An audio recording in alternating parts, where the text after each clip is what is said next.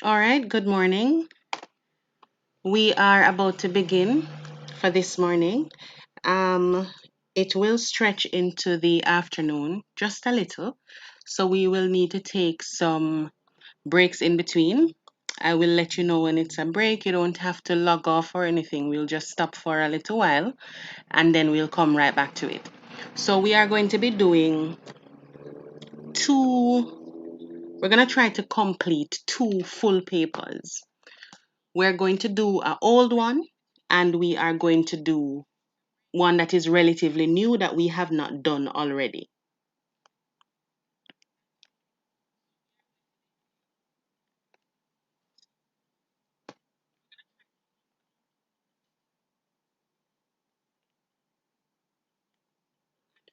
So we'll do 2017 and we will do a really old one, like 2001, so that you will get a chance to see the difference between the papers, if there is any. You'll get a chance to see updates that have been made, questions that are just continuously repeating, and so on. So you'll be better prepared for the exam.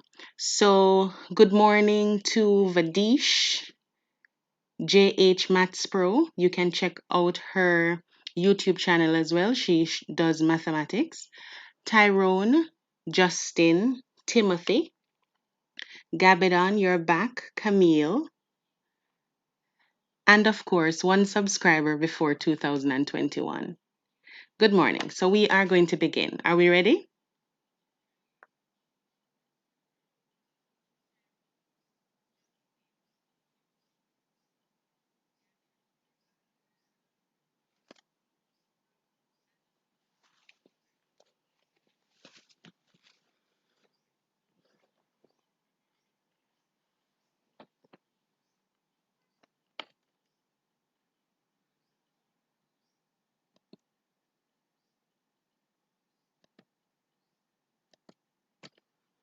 All right, so this is for 2017, so it's going to be very clear.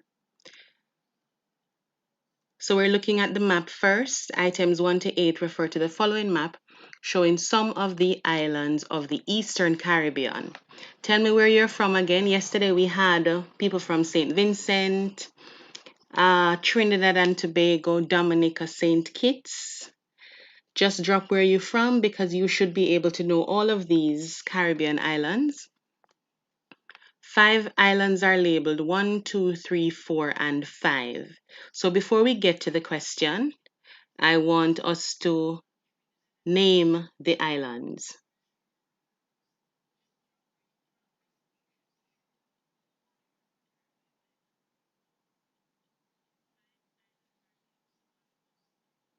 Who is going to begin? We're starting with 1.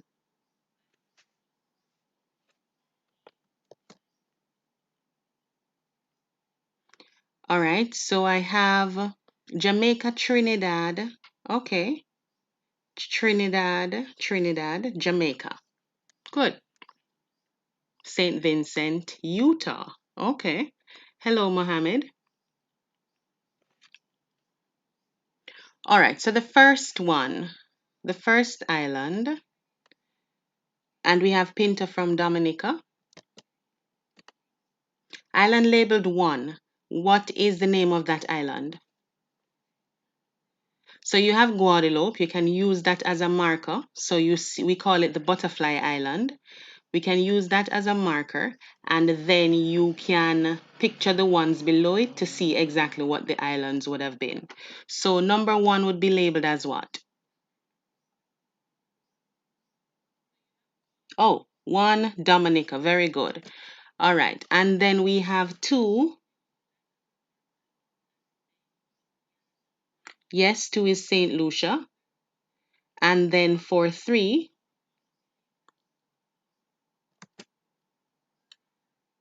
St. Vincent. Very good. And then for 4,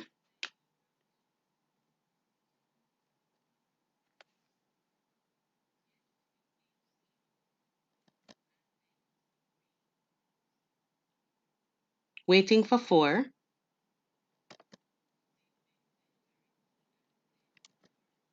I'm not seeing that answer. 4 is Grenada. And 5, where's 5? We all know 5, don't we? We have some people from 5 in the live right now, so I will just leave you to give us the answer for 5. And that's a very unique shape. We see that in geography a lot. Most of your textbooks have that specific map, so you should know that shape anywhere. So for 5, it is, Trinidad. Gabidon said it. All right, so we're going to go into number 1.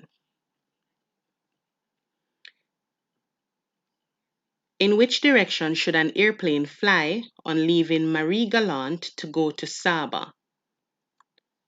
So let's find Marie-Galante and Saba. And it said, in what direction should an airplane fly on leaving Marie-Galante? So that means you are at Marie-Galante and you are going to Saba. So Marie-Galante is here. We're going to Saba. Sorry. Saba is up here. And we're looking for the direction. So we would draw our north-south line right at Marie-Galante. Then we would connect our 2 points. Once we connect our 2 points, then we would just estimate our answer. So the options are northeast. It's not on the eastern side, any at all. So A and B would have been out. And it is not on the southern side either. So C would have been out. So it is D for northwest. Number 2, the grid bearing of St. Eustatius from Marie-Galante is grid bearing. This is the one where you use your protractor. I figure we all know how to use our protractor very well.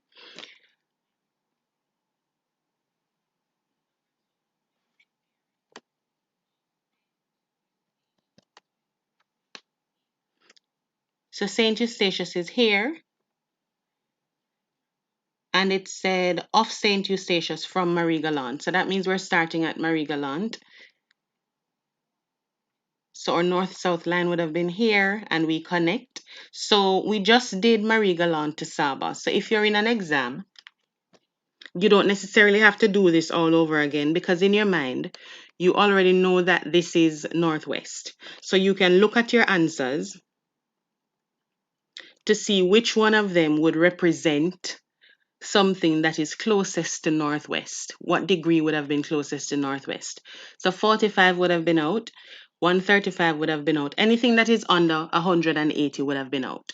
And then 225 is closer to south. It would be good for you to memorize the degrees for each cardinal point. So it would be easy for you to figure out these answers and you would just fly through the paper quickly and efficiently, of course. So for number 2, the answer would have been letter D. Number 3, what is the location of the island labeled 2?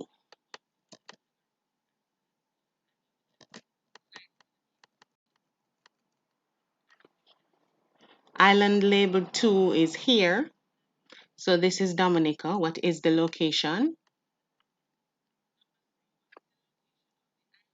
So we have 60, 62 degrees here. And it is in the middle here. And then it is on 14 degrees here. So it's 14 degrees north and it looks like 61. Hold on, let us check. 14 degrees north and 61 degrees east or west. Let us see if it is east or west. So based on where the numbers are increasing, it is going into a westerly direction. So it would have been west, 61 degrees west. So our answer for number 3 would have been B, 14 degrees north and 61 degrees west. Number 4, the name of the island labeled 1 is,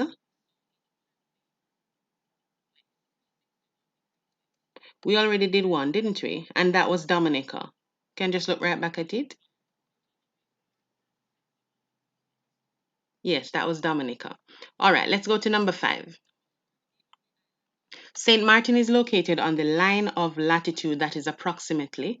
So we have to find St. Martin. Line of latitude that is approximately. So that would have been our 18 degrees north. So that would have been letter A for number 5. If you have any questions, you can let me know. As someone said earlier, it looks as if it is a little delayed, maybe. So you can ask a question. I will just go back and respond to it.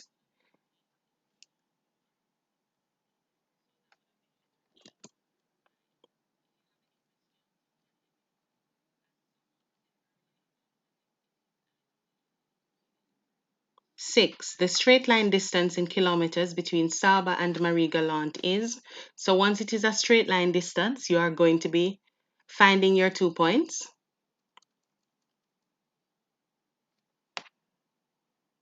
That's here and here. You place your strip of paper along here. You mark off where you're starting, mark off the other area as well. Take up your strip of paper, place it along your scale here. You can use the miles section or the kilometers section depending on what they ask for the answer in. And then you do your measurement and then you simply look for your answer in this section here.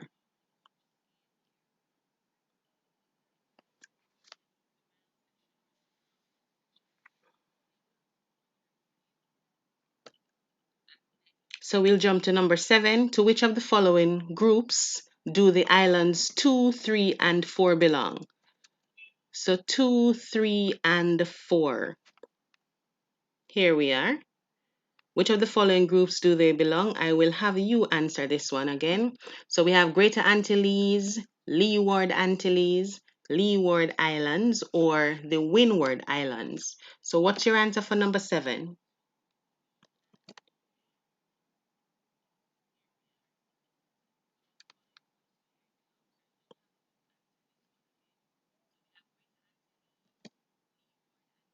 All right, I see a question. How did we get 18 degrees? Let's just go up a little while we wait for that answer. I think it's for St. Martin, right? Let's check. All right, St. Martin is located on the line of latitude that is approximately. So latitude, just like the word suggests, it is lateral, so it's going across from east to west or west to east. So it divides the world into north or south. So it has to be one that is north or one that is south. So we have these two options, A and B. When we look at St. Martin here, we see our line of latitude here, 18, all the way across. It said which one it is closest to.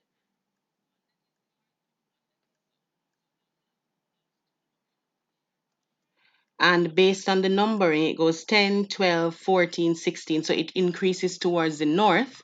So we know that we are in the northern hemisphere.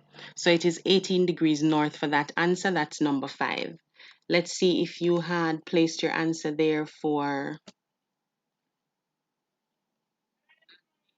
number 7. What's our answer for number 7?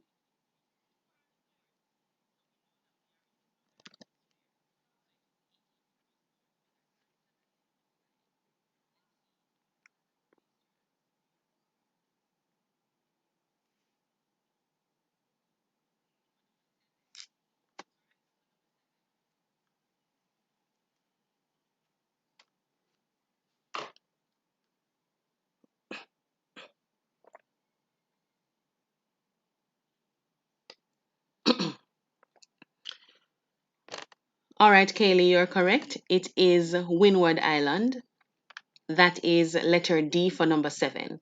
Number 8, the island labeled 5 is closest to which of the following regions? So I think 5 was Trinidad. Let me just check.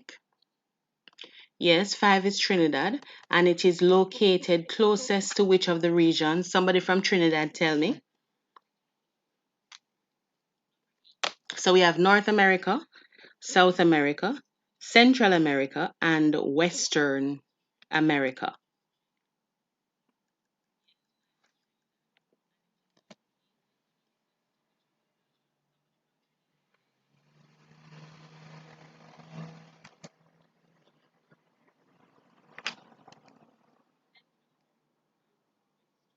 Yes, that's it. For number 8, it is letter B. That is South America. So we're moving on to number 9.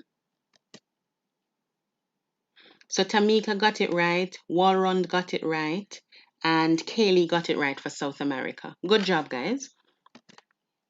And Ria, I'm just seeing Ria's own. All right, so item 9 refers to the following diagram of a river. In what general direction is the river flowing? So when we're trying to figure out the direction of flow for a river, we can look at where the mouth is, where the sea is, basically, or we can look for the height of the land.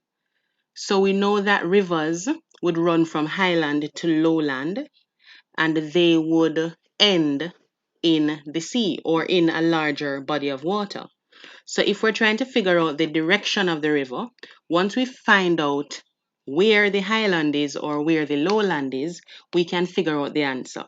So in this case, we have contour lines. We have a 300-meter contour line here, 200, 100. So we know that our river is running from this high point to the low point. So since it is starting here and it is running towards this direction, it's starting at south something. This is on the western side. So if we were to draw a north-south line here and draw a compass right in between, we would see that it is running from the southwestern side towards the northeastern side. So our answer for number 9 would have been letter D. Very good, Miller and Hausen and Vadish, Chelsea, Gabidon. Good. Number 10. Which of the following phrases refer to eastings? So, vertical lines that decrease in value eastwards, vertical lines that increase in value eastwards. Um, the fact that it is easting, we know that it is doing something eastwards. And we are not talking about anything decreasing. So for northings and eastings, we're talking about how the values increase. So eastings, the values increase in an easterly direction. And for northings, the value increases in a northerly direction. So once you remember those two things, you would have a pretty good handle on any question like this that you get. So vertical lines that increase in value eastwards, that is letter B for number 10.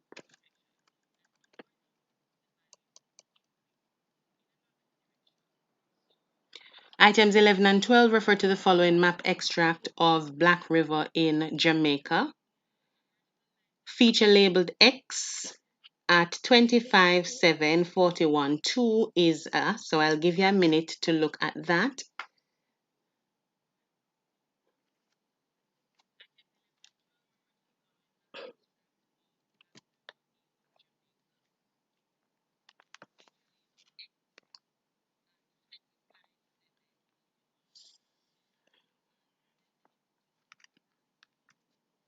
So we have X right here. So what feature is labeled X? Is it a confluence? Is it a distributary? Is it a river capture? Or is it a deferred junction?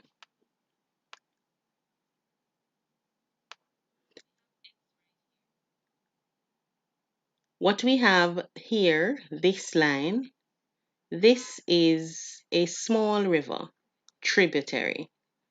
Right here is another small tributary. They come together at this point and then they join. Right here, they join this main river here. So where you have, at the exact point where you have a tributary joining a main river, that is a confluence. So for 11, it is going to be letter A. Good job. 12, the general direction of flow of the Black River is. So let's find the Black River again. Now we just spoke about how exactly we find direction of flow for a river. So on this one, just from looking at it, we're seeing a lot of swampy areas around here. So you can look at this section, we see Black River Bay, which is suggesting that this is where our river is exiting. This is where our mouth is. So then we can look at that to determine the general direction of the flow of the Black River.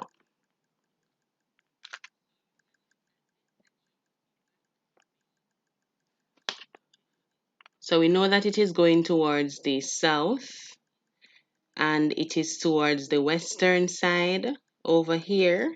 There is only one option that looks even close to that, and that would have been south-southwest. So our answer for number 12 would have been letter D.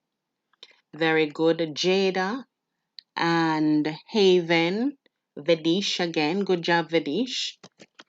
All right. Number 13. Item 13 refers to the following graph, which shows the percentage of the total population employed in agriculture in 1950 and 2000 in some Caribbean territories. So 13, which country had the largest percentage decline in people employed in agriculture?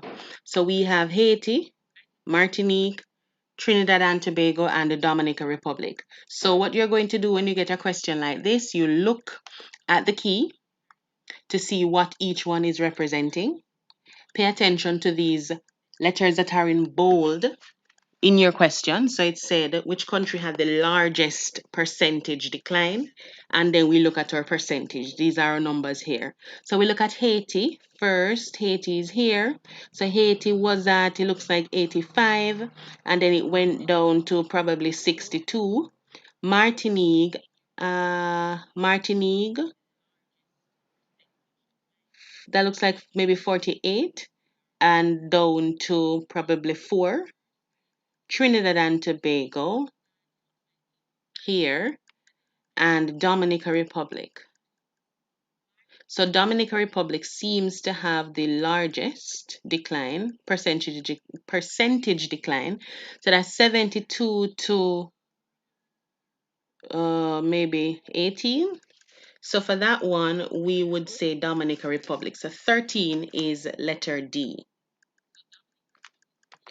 14, a relationship between longitude and time is that the time changes by 1 hour for 20 degrees, 1 minute for 4 degrees, 4 minutes for 1 degree, 24 hours for 180 degrees.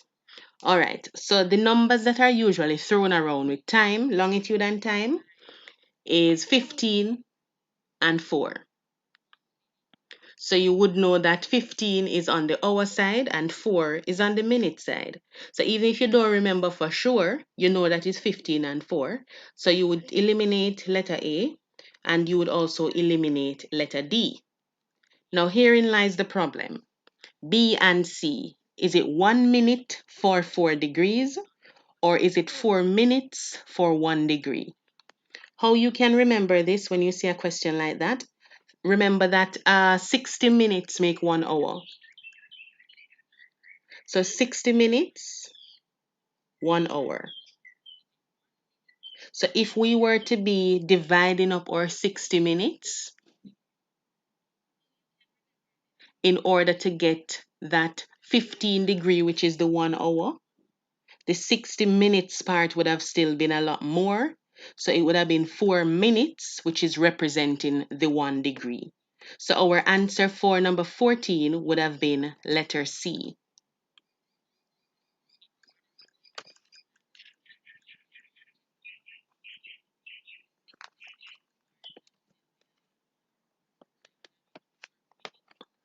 All right, I'm not seeing any comments. Let me know that if I lost you. Let me know if you're understanding. Let me know if we're good so that we can just move on. While I wait for those, I will just go on to number 15. The factor explaining the difference between weather and climate is, so weather is the day-to-day conditions of the atmosphere at a particular place. Day-to-day suggests short, can change at any minute. Like day before yesterday when we had the entire Sahara dust thing going on.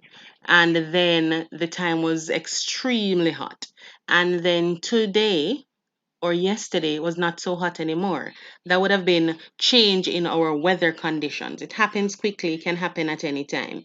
Now the climate, it is over a longer period and it is more generalized, usually over a 30-year period. So the factor that is differentiating weather and climate here would have been your time. So for 15, it would have been letter A. Good job, Jada Marie.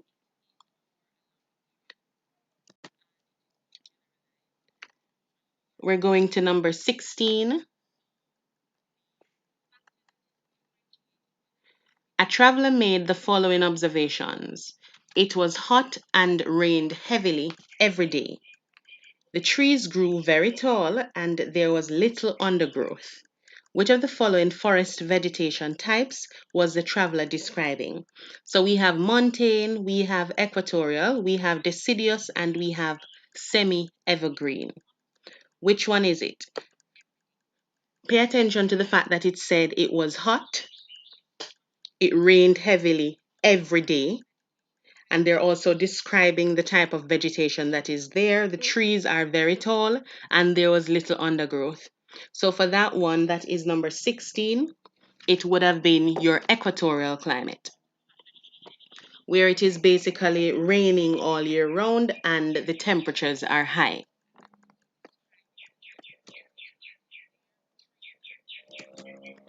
Number 17 refers to the following statement. The temperature suddenly drops and wind speed increases. The sky gradually becomes overcast and there is a slight drizzle. What type of weather system is being described? So if the temperature drops, that means it got cooler. And wind speed increases, so it is cool, then it is windy, sky becomes dark, and it starts to drizzle. It sounds like sad weather. That's what I like to call it. We have happy weather and we have sad weather. So, the type of weather that is being described here is cold front, hurricane, tropical wave, or ITCZ. So that would be a cold front. That is letter A for number 17. So I'm seeing Gavin, Tyrone, Gavidon, and Kaylee and Miller with the correct answer. Good job. Number 18, the feature at M is A levee, B, a terrace, C, a waterfall, or D, a floodplain.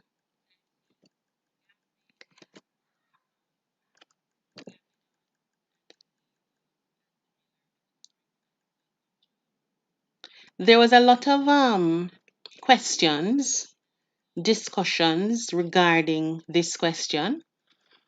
Some persons would say a terrace, other persons would say a levee. When I saw it, I thought levee right away, right off the bat. Um, but I realized more persons were saying terrace. So I did some amount of research on terrace to see what it is.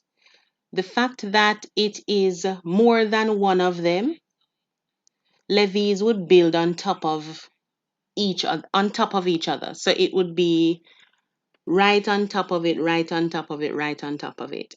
But the terrace is more of a step-like structure.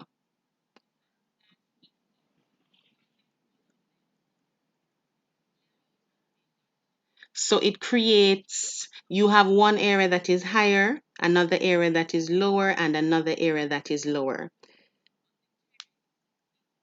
So for this one, our answer would actually be terrace.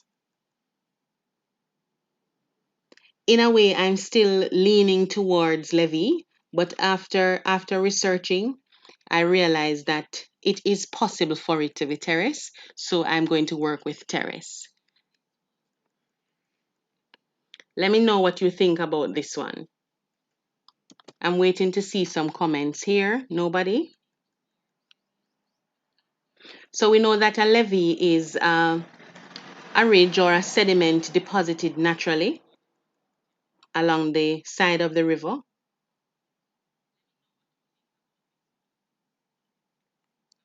But the thing with the levees is that usually they embank on top of each other, on top of each other, on top of each other. So that little area would have gotten higher, bigger, taller. But the terracing, we have terracing in agriculture as well. How they do, okay. We have terracing in agriculture as well, how they do that step by step structure so that erosion can be minimized. It is relatively similar here in how it is set up. So it is going to be terrace for this question. That is number 18, letter B. Number 19, which of the following features form in the area marked N? So I had this question on my Instagram page as well, and most people got it right. I think Vadish was there and he got it right as well. Um, so we have levee, plateau, floodplain, or an alluvial fan. So for that one, number 19, it would have been C, which is our floodplain.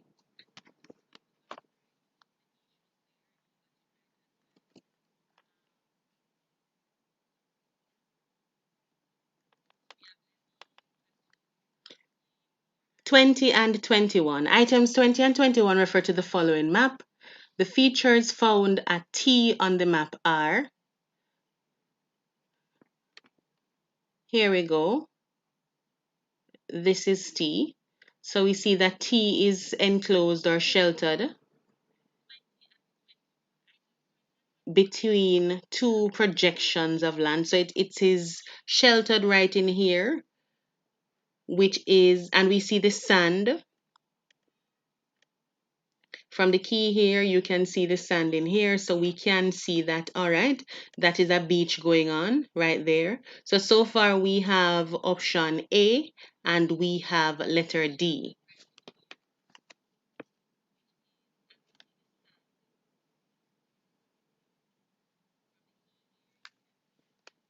The fact that it is in the nestled section here, right in between, it's almost like a cove. And we can see that clear letter C formation of it. We can see that it is a bay. I think most of our Caribbean islands have some sort of bay where a city is developed close to it or around it. So you have a pretty good idea of what I'm talking about. So for number 20, it is letter A.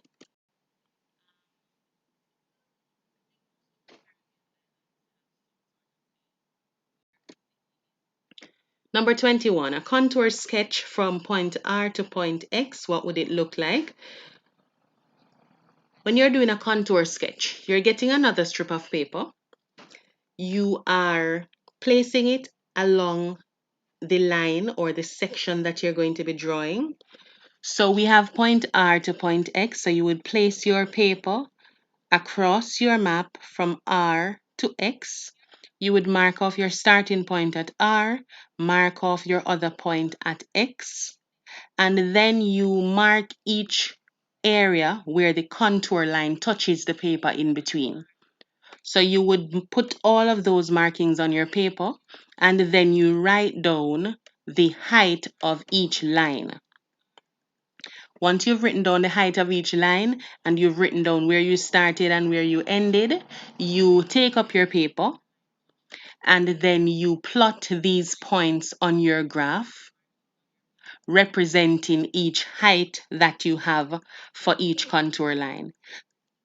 Once you've done that, then you just nicely curve, nicely connect each point by curving it. Not any sharp straight lines like we're drawing a square or a rectangle. You curve it just like how a landform would look, and then you would see the exact feature that is being created.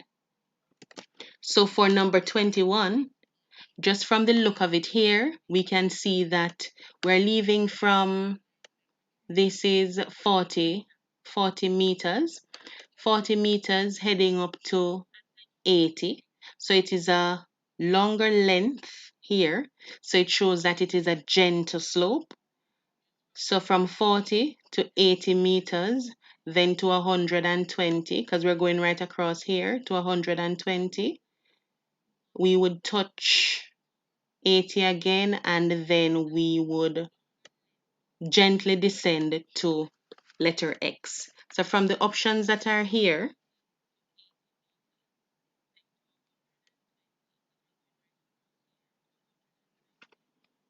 this would have been our point. We leave from 40 degrees.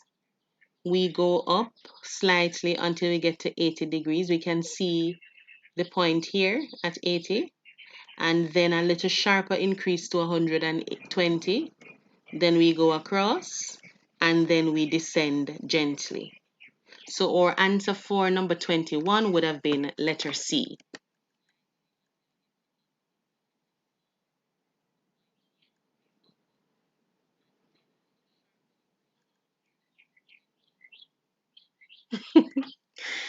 Hi, Ashelon. Miss, can you remove Danny? I wish I could, but I don't know how. I'm very new at this. Dan, just don't pay Danny any mind. Or, oh, maybe I can. Let me try. Um, Danny. Yes, I can remove Danny. Awesome. Wait.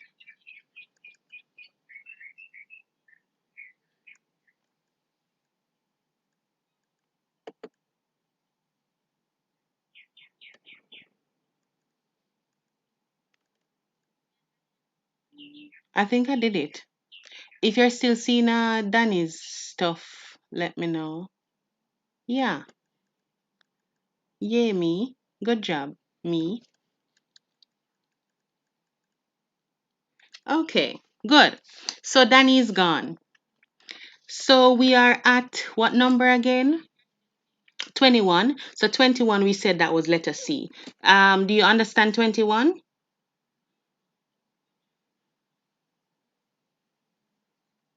I'll take that as a yes.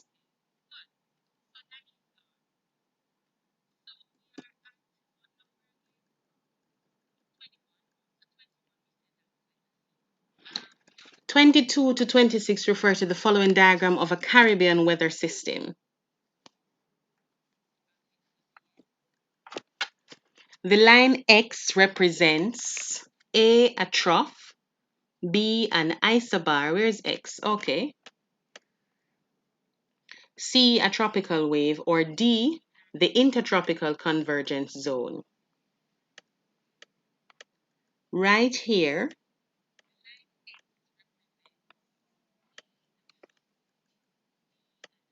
this is going to be a trough.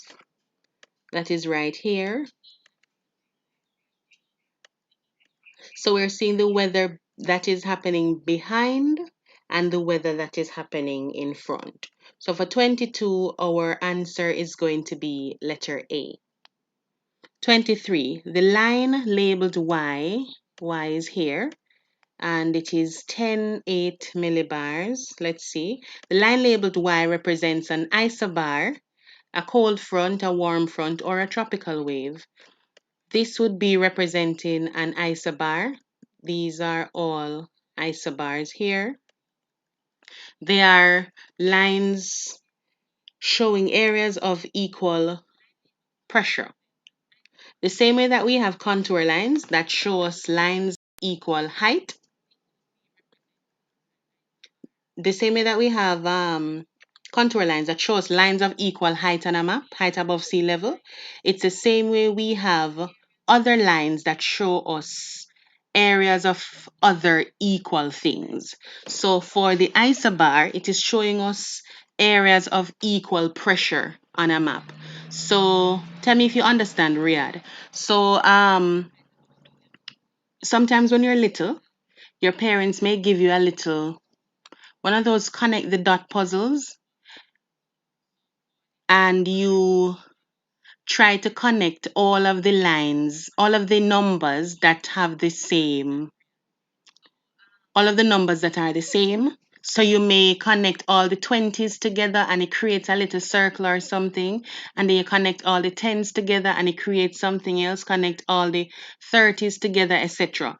Basically, it is the same thing that you're doing on these maps, but we're connecting places of equal pressure for isobar, places of equal height for contour line, places of equal rainfall for isoyet, etc. So where are we now? Line labeled Y represents an isobar. So 23 is letter A.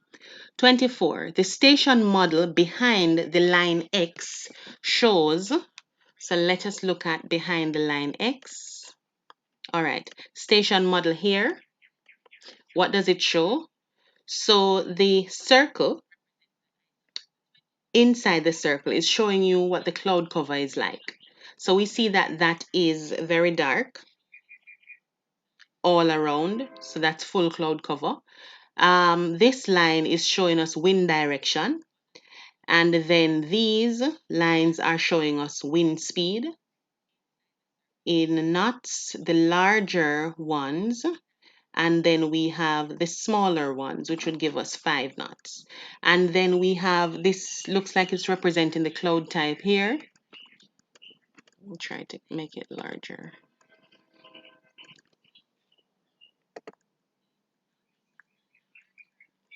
Yes, a type of cloud, and then this is the rainfall. So these symbols, you have to ensure that you try to study them. So let us look at the options.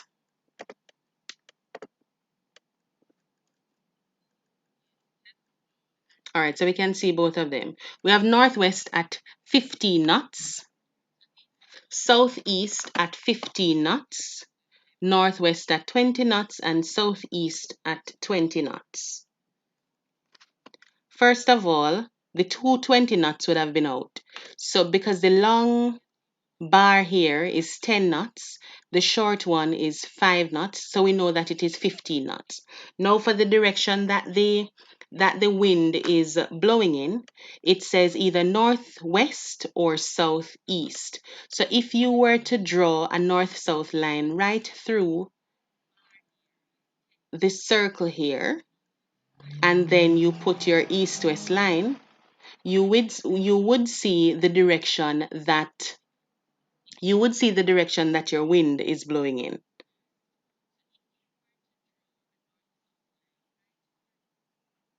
So for this one, we would have said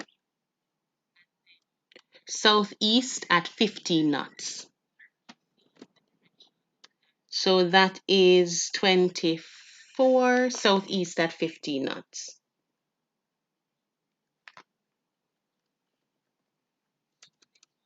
"25. The rainfall depicted by the station model behind line X can best be described as drizzle, light rainfall, heavy rainfall, or intermittent showers."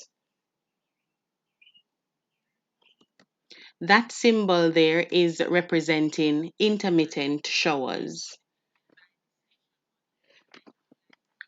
There is, I don't remember which textbook, but one of the textbooks have a good layout of all of the weather symbols. So if you can study that the same way that you study map symbols, it would help you a lot where these questions are concerned, where all the weather questions are concerned. Number 26, the cloud cover shown on the station model behind the line X can best be described as A, high and clear, B, low and clear, C, high and totally overcast, or D, low and totally overcast?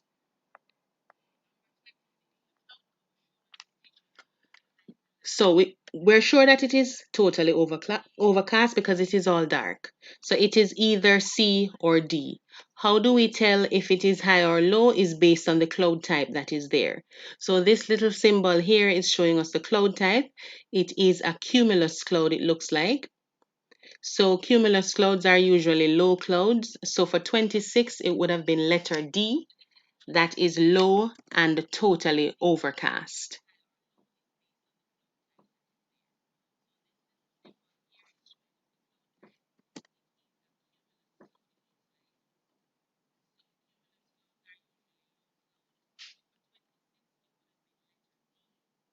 27. When magma emerges on the surface, it may lead to the formation of sills, dikes, laccoliths, or lava flows. So the question says when magma, not lava. So we know already that lava is what the molten material is called when it is below the Earth's surface. Magma is what it is called when it is above the Earth's surface. Next, it says when magma emerges on the surface. So it cannot be any intrusive feature that is formed. So it may lead to the formation of which one of these. So we have 3 intrusive features there and 1 extrusive feature. So we have sills, dikes, and laccoliths. Sills, dikes, and laccoliths are all intrusive features. That means that the lava would have cooled and hardened underneath the Earth's crust, inside the Earth's surface. Lava flows, it is flowing out on top of the surface. So even though it is called lava, it is flowing out on top of the Earth's surface. So for that one, it is going to be letter D for number 27.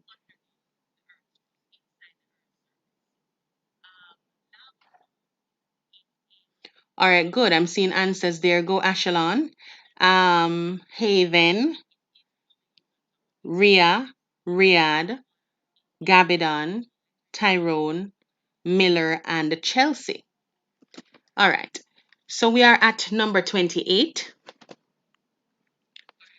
Which of the following weather systems does not affect the Caribbean during the summer in the northern hemisphere? So, does not affect the Caribbean, then it is during the summer, and then it is in the northern hemisphere. So we have cold fronts, anticyclone, easterly or tropical waves, intertropical convergence zone. Which of those does not affect the summer period, first of all? So, what we know about cold fronts, we know that the cold air from North America is blowing to the Caribbean. So, that cold air would have been there in the winter period, not in the summer period. So the answer for number 28 would have been A, which is cold front. That weather system does not affect the Caribbean during the summer in the northern hemisphere. So 28 would have been letter A. 29. As one climbs a mountain, the surrounding temperature does what? So the higher you go, the cooler it gets. Therefore, as you climb the mountain, the surrounding temperature is going to decrease. Let me ask you another question. The temperature decreases by how many degrees for every 1,000 meter? Answer that for me, please. Temperature decreases by how many degrees for every 1,000 meters? While I wait for your answer to come up, I will look at number 30. How does vegetation contribute to the development of soils?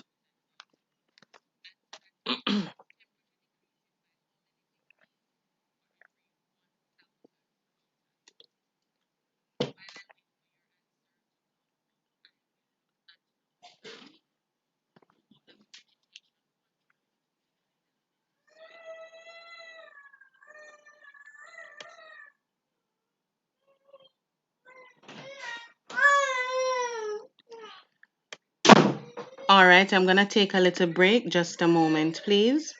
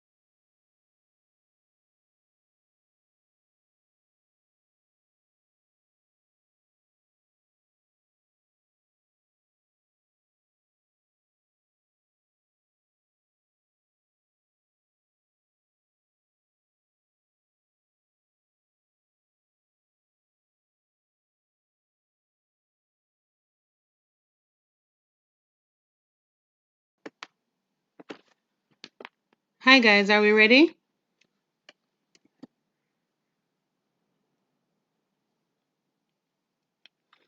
All right. I had asked before we paused, the temperature decreases by how many degrees for 1,000 meters? So the answer for that is 6.5.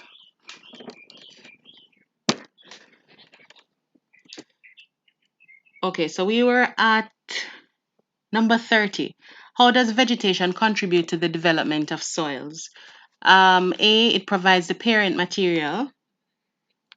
B, it decomposes to form humus. C, it increases the depth of soil. D, it decomposes to produce inorganic matter.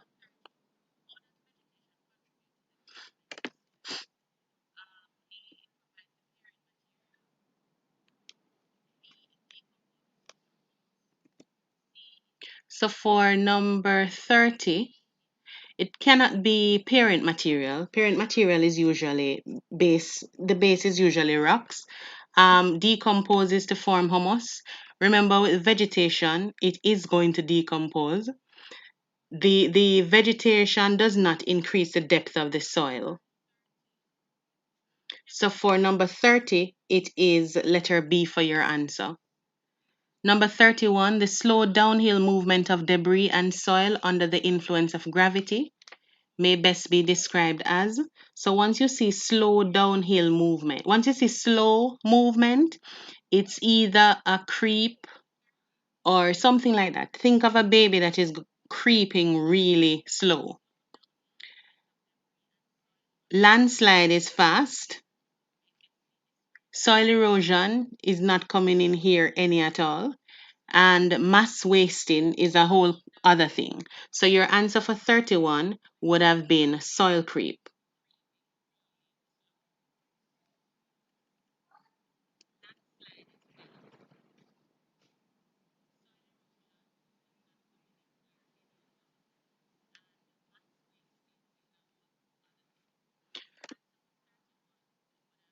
Items 32 and 33 refer to the following population density map of Island P. Here we go. So you can look at the map and we have to pay attention to the key. So the key is showing us that the darker areas are greater than 400 persons per kilometer square. These close lines between 200 to 399, and the wider lines 100 to 199, and the areas that are in white 0 to 99. Which of the following statement is true? Once you get a question that is asking which of the following statement is true, it means that you need to look through each question and check your graph or check your diagram to see which one is true. So don't just pick an answer just from the first one that you find. A, the population is evenly distributed. So when we look across here, just based on the shading only, we can see that it is not evenly distributed. B, the area of highest density is in the south. Highest density, based on the north line here, the south is down at the bottom here. Highest density would have been the darker area, so that is not correct either. Population density increases outward from area 1.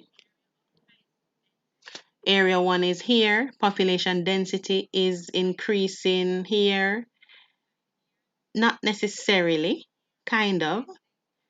Or population density decreases outward from area 1. So increases outward from area 1. Sorry about that. That would not be correct because it's not increasing. Area 1 is the highest population density. So it can't increase outward from area 1. So population density decreases outward from area 1. So this area is greater than 400. This area is between 200 to 399. This area is 100 to 199. So our answer for number 32 would have been letter D. It is the density is decreasing outwards from area 1. 33. Which of the following areas has the smallest population? So we have 1, 2, 3, and 4. 1 is here. Based on the key, that does not have the smallest population. So basically, we're looking for an area that is white. And 2 would have been 200 to 399. 3 would have been all white, so it's 0 to 99. And 4 is 100 to 199. So our answer for number 33 would have been letter C. All right, very good. So I'm seeing Vedish got it right, Tyrone got it right, Richardson, Liverpool, Nero, Haven, Gabadon, Stevens. All right, good, nice. Mm, great, thank you, Haven. I try. All right, and Bo got it right. Welcome, Bo. I think it's the first I'm seeing your name, Tiana. All right, so we are at number 34. Item 34 to 35 refers to the following graph, showing the population size of a country for the years 1850 to 2025. In which of the following periods was the population growth constant? So constant would mean that it is not moving, it's just at one place. So the only area where it is at one place is down here. So the options are 850 to 1900, 19, let's look at them, 1850 to 1900, 1900 to 1925, 1900 to 1925 is here. So we're seeing a growth. 1925 to 1950, 1950 to 1975. 1950 to 1975 would have been here. Our answer for this one looks like letter A, where it is constant.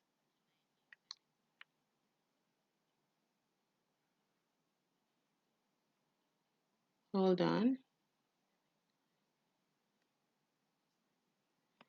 No, that's not correct, what I just said. Population growth is constant means it is just growing all the way up, not growing at all.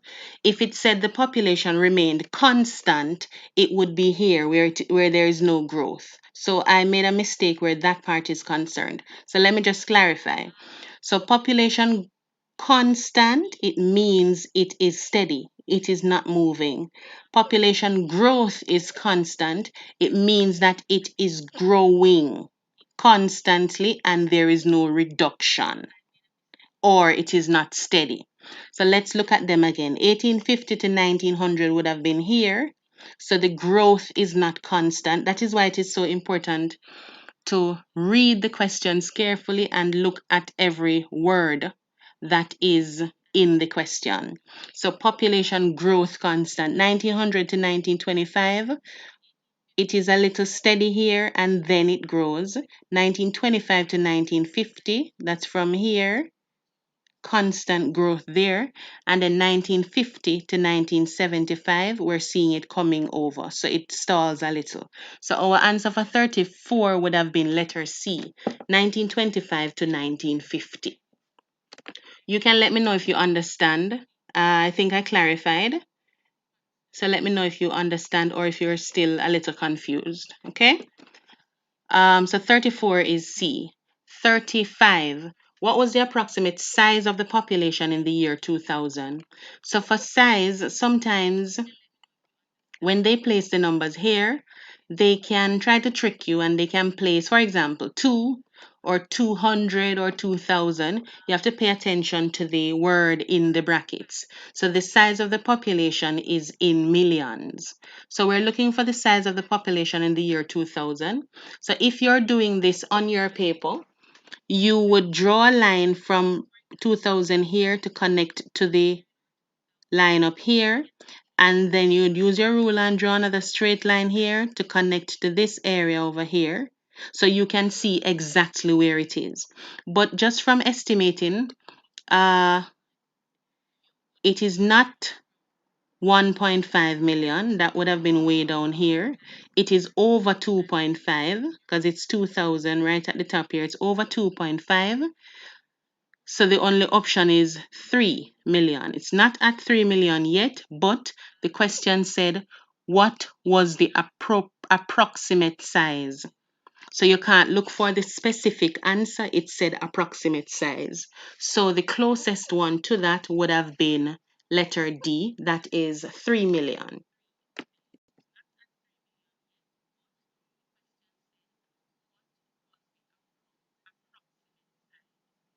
Uh, Miss, can you re-explain 34 and population growth? Okay. 34, that it was A also. Okay. So it got me confused a little at first. That's why I was saying that. So at 34, it said, in which of the following periods was the population growth constant? So if you have something that is constant, generally, constant means the same, but it said population growth. So if you have constant growth, it means it continues growing and it doesn't stop. Sorry. It means it continues growing and it is not stopping. So if you read the question and it just says period was the population constant, it means what period was the population the same. But when it says in what period was the population growth constant, it means in what period was the population constantly growing. So 1850 to 1900, right here, 1850 to 1900, it is not constantly growing, it is steady, and then it grows a little. 1900 to 1925, 1900, we're seeing just a little increase, then it grows some more to 1925 here. 1925 to 1950. 1925, 1950, constant growth. So it doesn't stop, it just keeps growing. And then 1950 to 1975 here. So if you draw a line here, you can see that it goes up, but then it levels out. So it is pausing a little. The growth is not constant. So that is why we're saying letter C for number 34. Continues growing at, okay. Right. So yes, you have to read it carefully. It tricked me at first because I was going with letter A, but you have to reread the question, pay attention to all the words in the question. If there are any letters, if there are any words in bold in the question, you have to pay attention to those as well so that you can interpret the question the best way and then you can choose the best answer.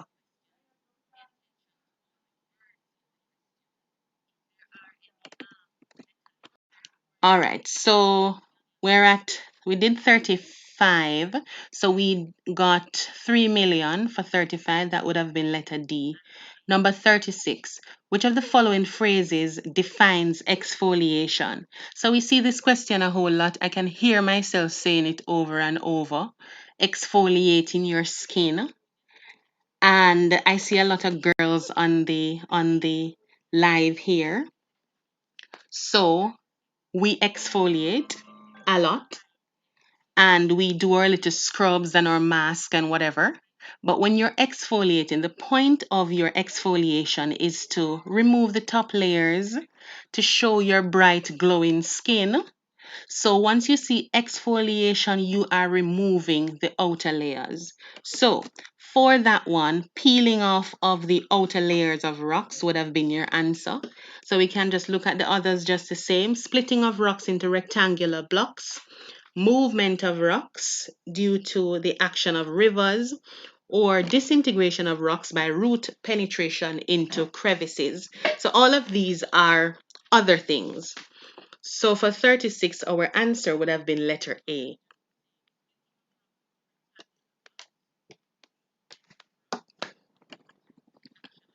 37, Item 37 refers to the following diagram of the hydrological cycle. In the diagram, X represents A, percolation, B, evaporation, C, transpiration, or D, precipitation.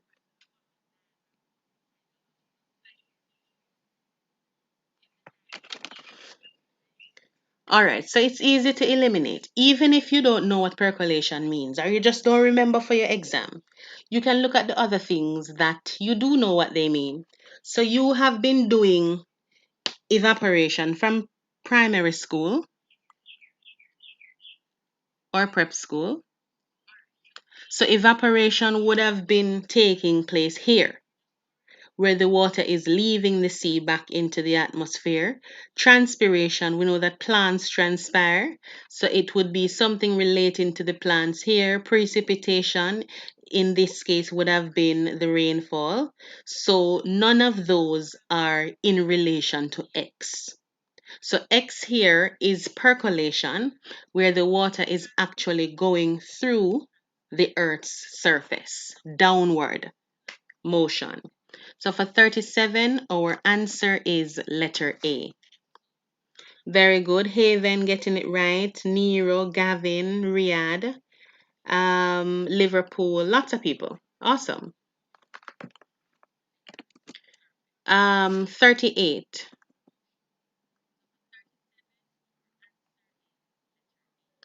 38 refers to the following diagram.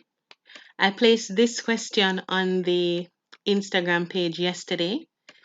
Just a few persons got it right. Lots of persons got it wrong. So let's go through it. 38. The diagram shows a mountain with tributaries leading to a river which flows into the sea. The dotted line represents, so this is the dotted line right here, all around.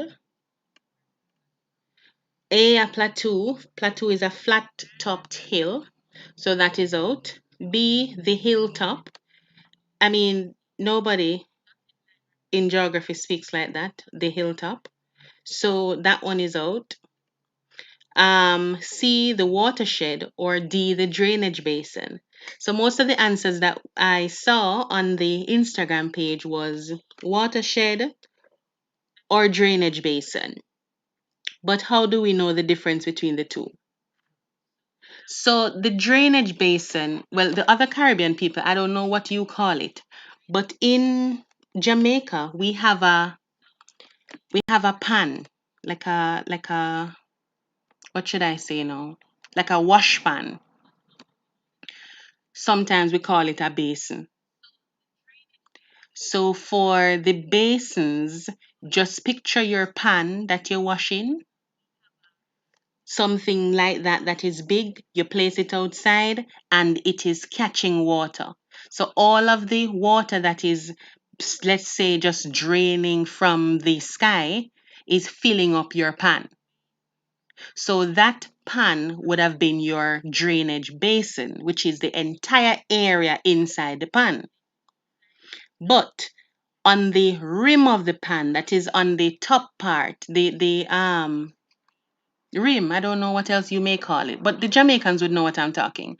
On the top of your pan at the top section where you have that circle, right? That would separate the pan itself from no pan, the pan itself from the ground. Okay, cool. So Trinidad uses basin, Guyana uses basin. Great.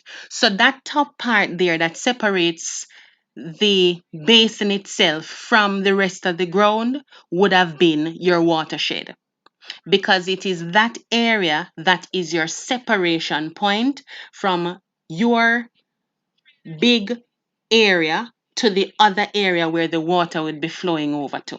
So in this case, our answer for this one would have been our watershed. So it is letter C. So picture your pan right in here. So all of this would have been your drainage basin, but the top part of your pan right on the rim here would have been your watershed. I hope you get what I'm saying. So for 38, it is letter C. All right. 39. Rapid urbanization in the Caribbean countries usually results in A. Housing shortages in the cities.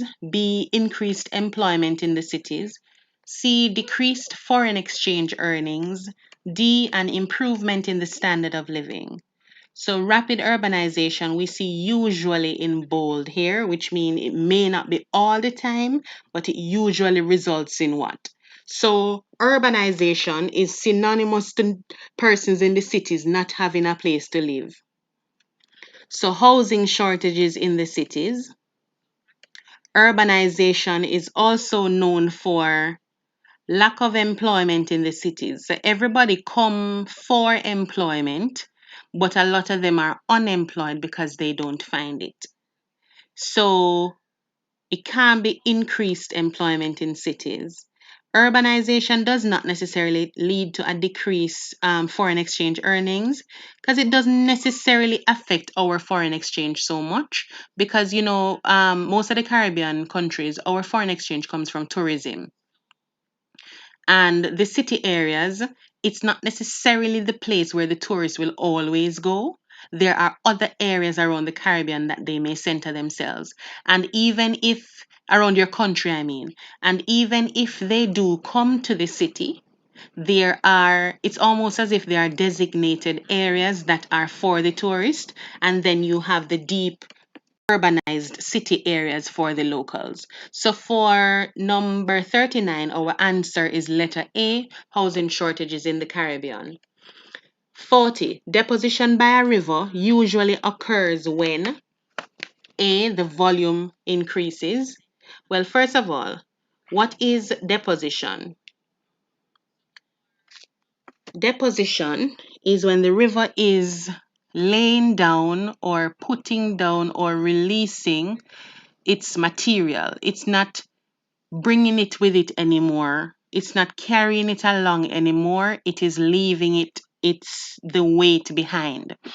I tell my students to look at the river as a person.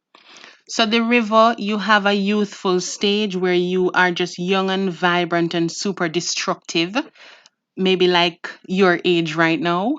You are just doing a lot of things and you can get a whole lot of things done, and you will always look for the easier route to do everything.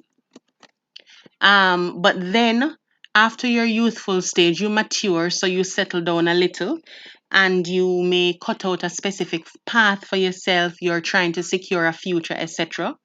Then you get to your old stage. At your old stage, you're tired. So a lot of the things that you normally do, you stop, you put them down, you release them. So that is where your deposition would take place most. In your old stage where you are tired and you can't do a lot of things. So deposition by a river usually occurs when the volume is the amount of water in the river, when the volume increases, when the gradient increases, that is basically the steepness of the slope, where the velocity decreases. Velocity is your speed. Or D, where the channel roughness decreases. So based on this, when you are in your older stage where the deposition is going to be taking place and you can't manage much, it also means that you can't go so fast either. So velocity, your speed, is going to decrease. When your speed decreases, then you would need to deposit because you can't bring it anymore. So for letter C, velocity decreases, that would have been your answer for number 40.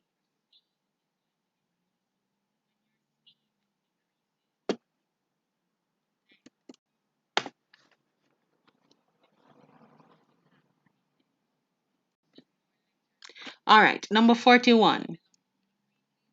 Which of the following features is an example of intrusive volcanicity? Sill, crater, caldera, lava plateau. All right, we saw a question like this earlier up where we were asked to take something like an extrusive volcanic feature, and we chose lava plateau, but sill was there as well. And we already said that sill is an intrusive feature.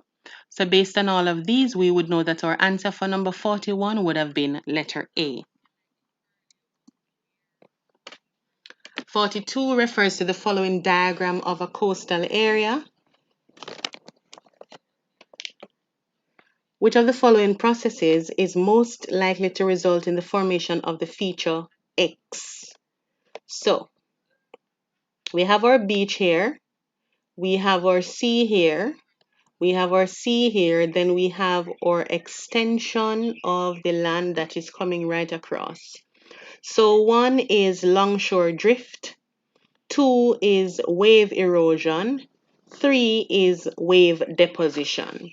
So the one that we're probably sure about first is deposition, because that X there is a depositional feature. So we can look in all of our answer options and look for the ones that have three in it. So we have B, C, and D.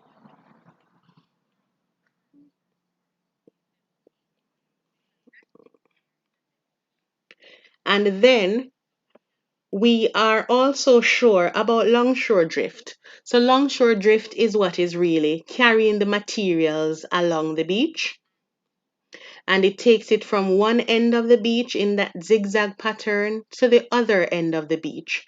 So we can imagine that our materials are leaving from here, zigzag, zigzag, longshore drift, all the way across here. And then we have our deposition. So for this one, our answer would have been letter B, which is option 1 and option 3. That's for 42, it would have been letter B.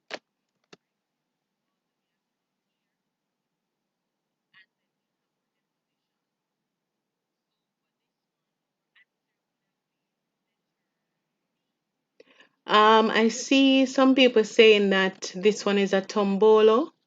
We don't know that. I can't say it's a tombolo either because, all right, a spit would have been an extension of the coastline formed by the sand where there's a curve in the coastline, it extends.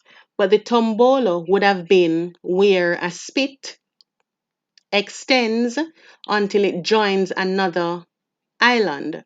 It would create a tombolo. But in this case, we're not seeing where it is joining another island. Right. See somebody saying it there.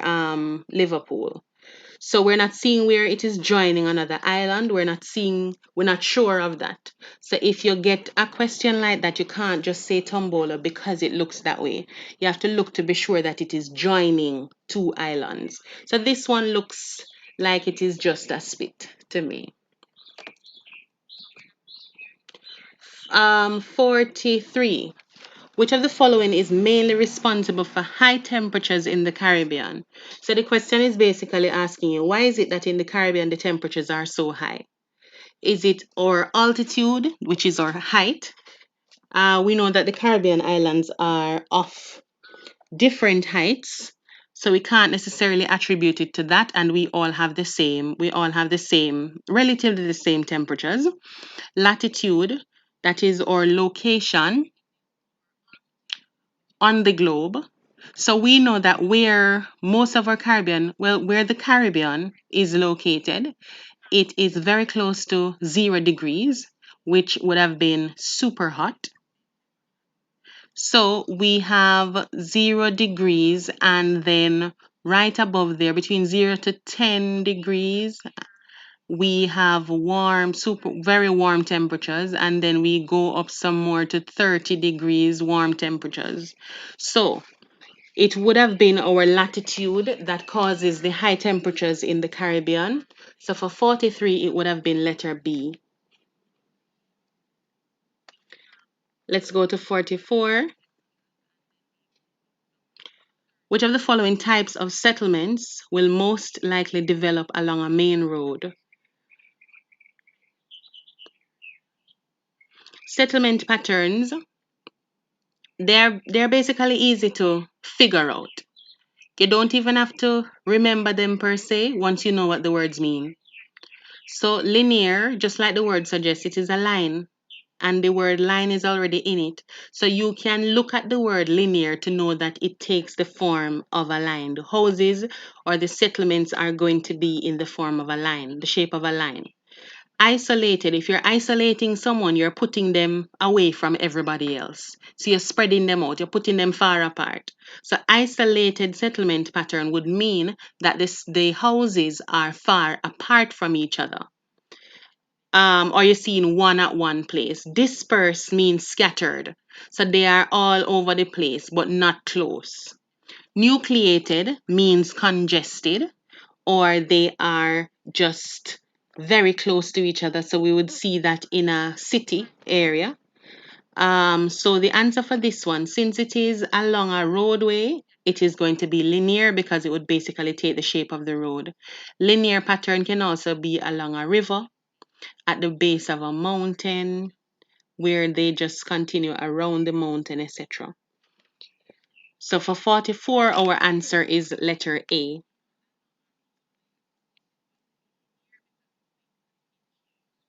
45. Which of the following is considered a poor farming practice?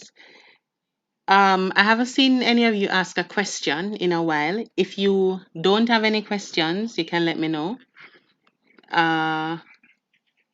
Yes, Ashelon, like flanker. Well, kind of. Flanker stretches out along the roadway, but they have settlement behind those roadway settlements. So let me like I'm trying to think of a place to tell you that we would possibly all know. Like the hip strip, Mobe, Bottom Road, where the settlement is just, it's not really settlement, but you get the idea, where it is just along the road that it is taking place, right along the coastline there. So that would be kind of what we're talking about.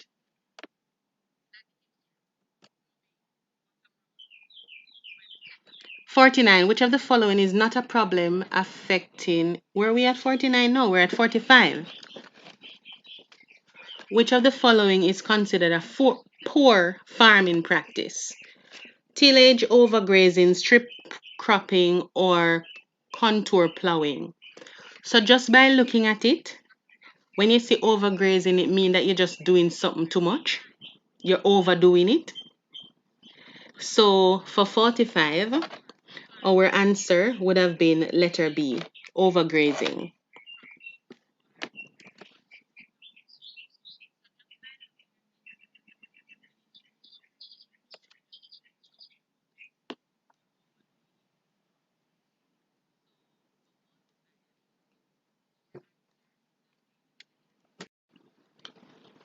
46. In peasant farming in the Caribbean, the maintenance of the organic content in the soil can be ensured by. All right, so I said peasant farming, so we know that we're talking about small scale farmers.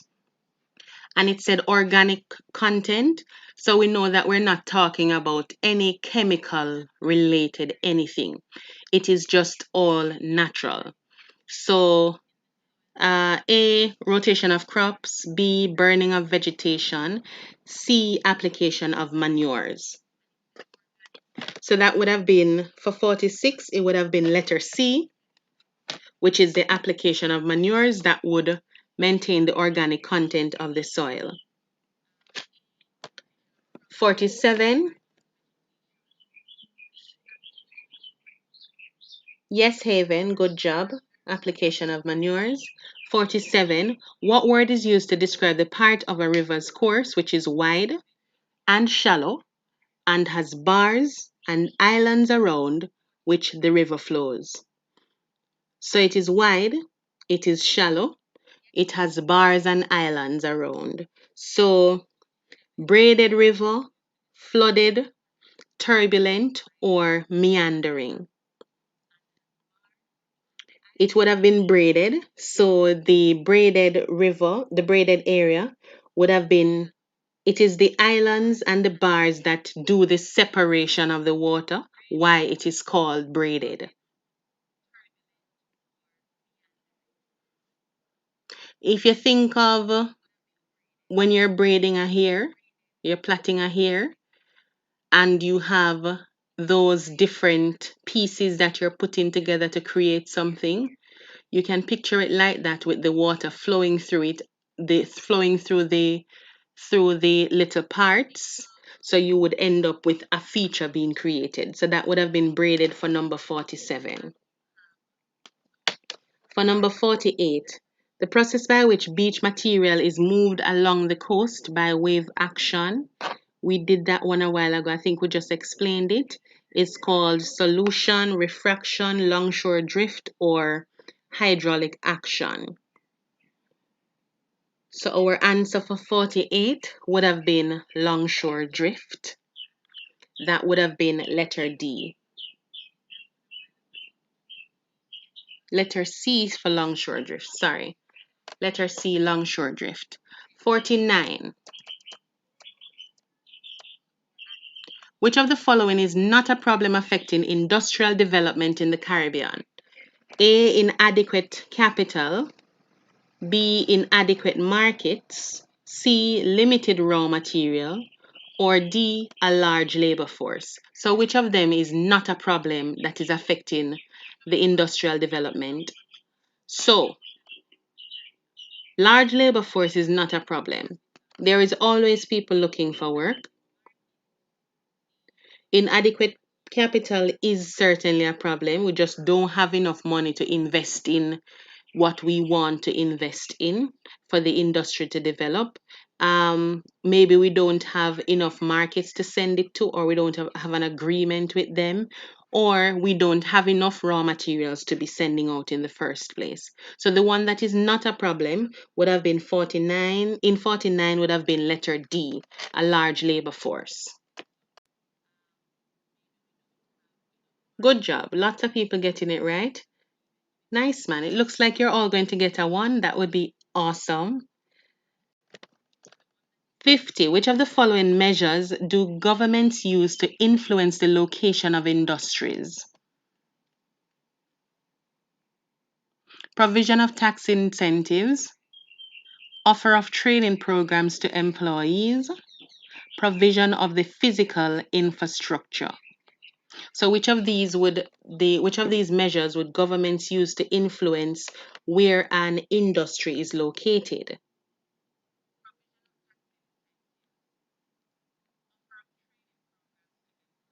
So yes, the government will provide tax incentives. So they can say something like to a company, if you were to set up your business at X, then we would be able to give you a tax break. So in that case, the company would want the tax break. So they would set up at the place where the government would want them to set up. So it benefits both of them. Secondly, where are we? So that is 1. We're looking for an option that has 1 in it. So that would be A, B, or letter D.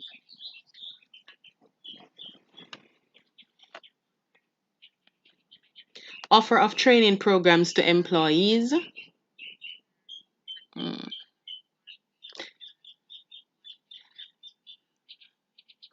I'm not sure about this one. Some governments try to influence the location of industries by they provide training for employees, but not necessarily to influence the location of where the industry is located. So they would provide the training after the industry is set up. So for example, the new pier developments that took place in Trelawney, it was not as a result of the training programs or anything, but after they were set up, then they provided training programs for the persons who are living around the area so that they will have accessibility to jobs. So I would take out 2 out of it. 3, provision of the physical infrastructure.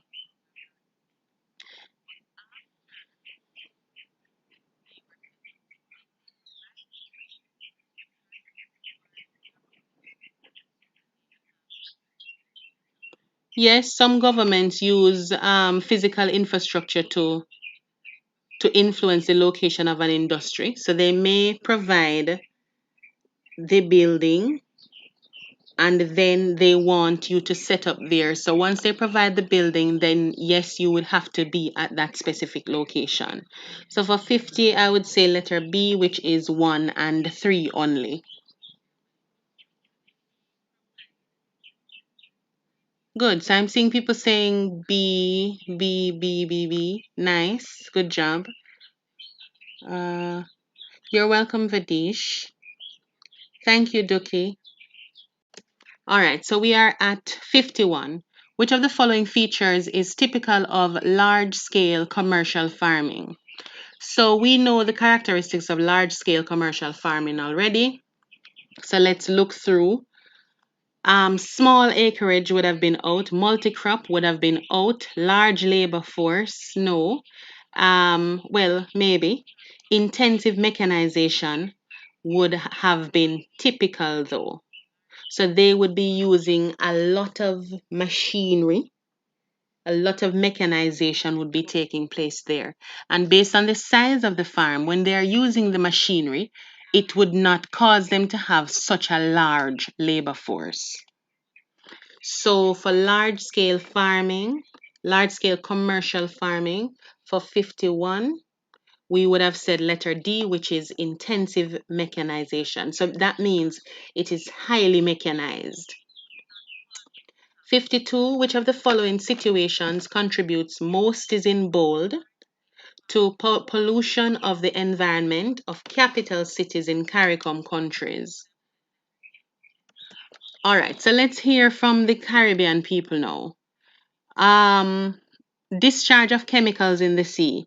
In your Caribbean country, would that be the thing that contributes to pollution the most? Or fish waste in the sea? Exhaust fumes from motor vehicles, or is it accumulation of garbage from factories? I have my answer, my general answer for the general CARICOM countries, but I want to hear from you for your specific Caribbean country. What would have been your major problem, or what would have been which one of these would contribute most to pollution in your specific city?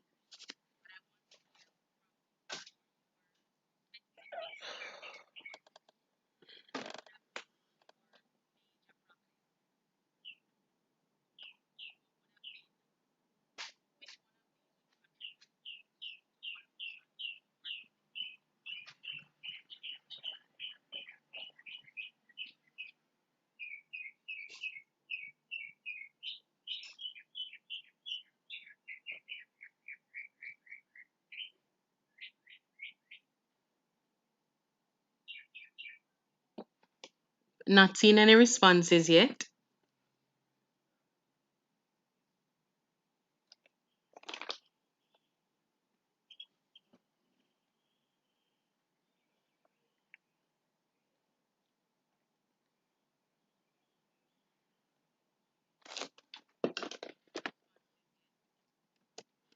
All right, we'll move on. So for letter C, it is discharge of exhaust fumes from motor vehicles. So this is synonymous to almost, well, to all cities in everywhere. Cities are known for traffic congestion. Cities are normally, the central business district is normally a very built up area. The buildings are normally high, so there's not a lot of areas for the fumes from the motor vehicles to escape. And then because of the traffic congestion and they're all together and the buildings, etc., that would have been the the one that contributes most to pollution of the environment. Not a lot of cities still have chemicals being disposed of in the seas. There are a lot of environmental groups that would ensure that that stops. Discharge of fish waste. Not a lot of cities either are doing their main source of income is fishing. Even if that is the case, it is not necessarily done in the cities. And the accumulation of garbage from factories, again, there are so many environmental groups. Now, factories have to be disposing of their waste properly, and the factories are not necessarily centered in the city, in the capital cities either. So for 52, our answer is going to be letter C. All right, so I'm seeing exhaust, Trinidad motor exhaust, Guyana mostly B and C.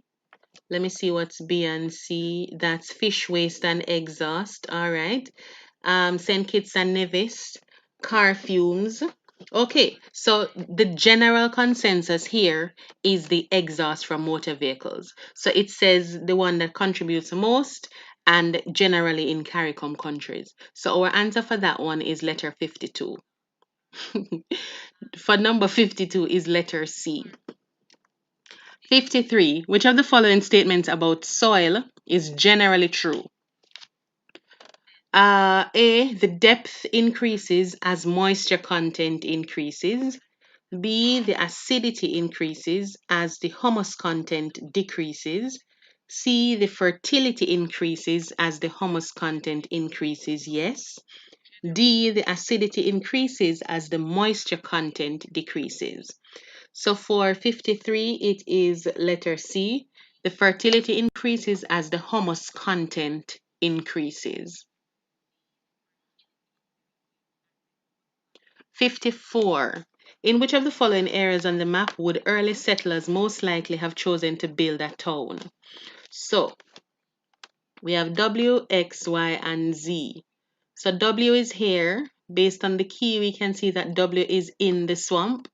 Early settlers, would they want to be living in a swamp? I highly doubt that. So A would have been out.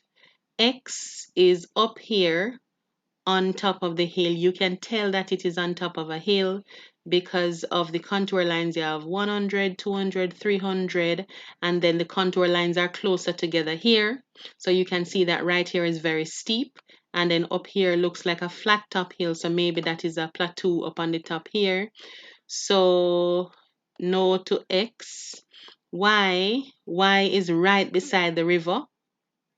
Remember, it says early settlers, so they have access to clean water. We don't have any water companies for the early settlers, so they need access to clean water for drinking, for washing, for cooking, for bathing, etc. And Z would have been up here, further away from the water, relatively gentle slope here between the 100 and the 200. So for this one, the answer would have been letter C. 54 is letter C, which is Y. They would want to settle close to where you have running water. 55. Which of the following factors is the most important contributor to the growth of capital cities in the Caribbean? So why is it that Caribbean capital cities are growing? What is it that is contributing to that? A, the availability of housing. B, the availability of services. C, international migration. Or D, changes in urban boundaries. So we already know that housing in capital cities is not good. Housing is a problem. That is why you would have so many squatter settlements set up around the city areas. So A would certainly be out. In terms of push and pull factors, we know that most persons would move to the capital cities because of services that are available. So these services can range from better health care, educational opportunities, entertainment, I don't know what else, but these things that we probably take for granted a lot. So availability of services would have been the answer for number 55.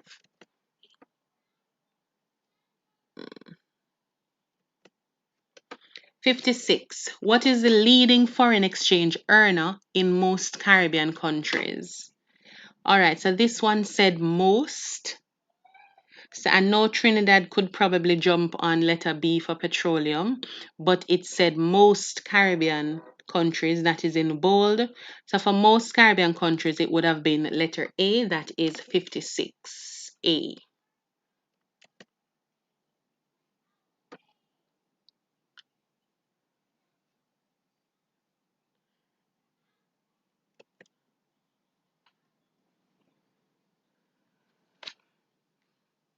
'57 to '58 refer to the following diagram showing a series of consequences from tropical deforestation. So we have deforestation, then you have overland flow. So, all right, when you remove the trees, when you do deforestation and you remove the trees, the water can no longer penetrate the soil as quickly as it would when the trees are present.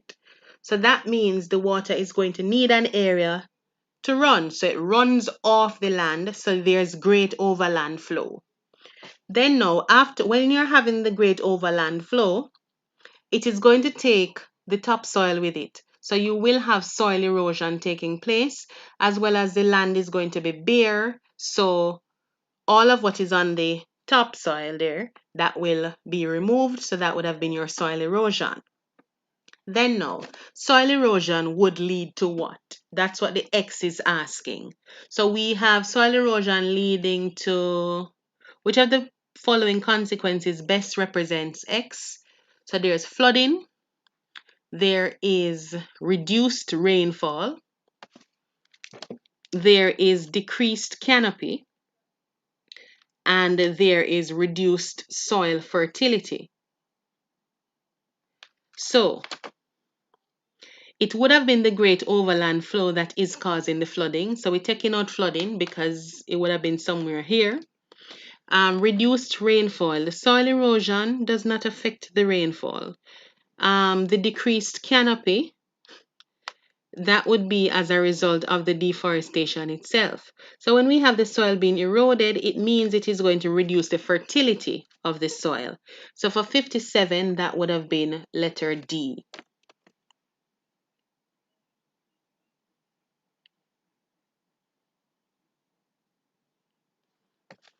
All right, I'm seeing some flooding. Lots of people saying flooding. I'm hoping that you understand it now after I've explained it. So people saying D now. So it can't be flooding because we're looking at the sequence of events that they have given us. So the tropical deforestation here, overland flow, this is what would have caused the flooding when you have a lot of water that is just flowing off the land. But the overland flow led to soil erosion. The soil erosion would cause what else to happen?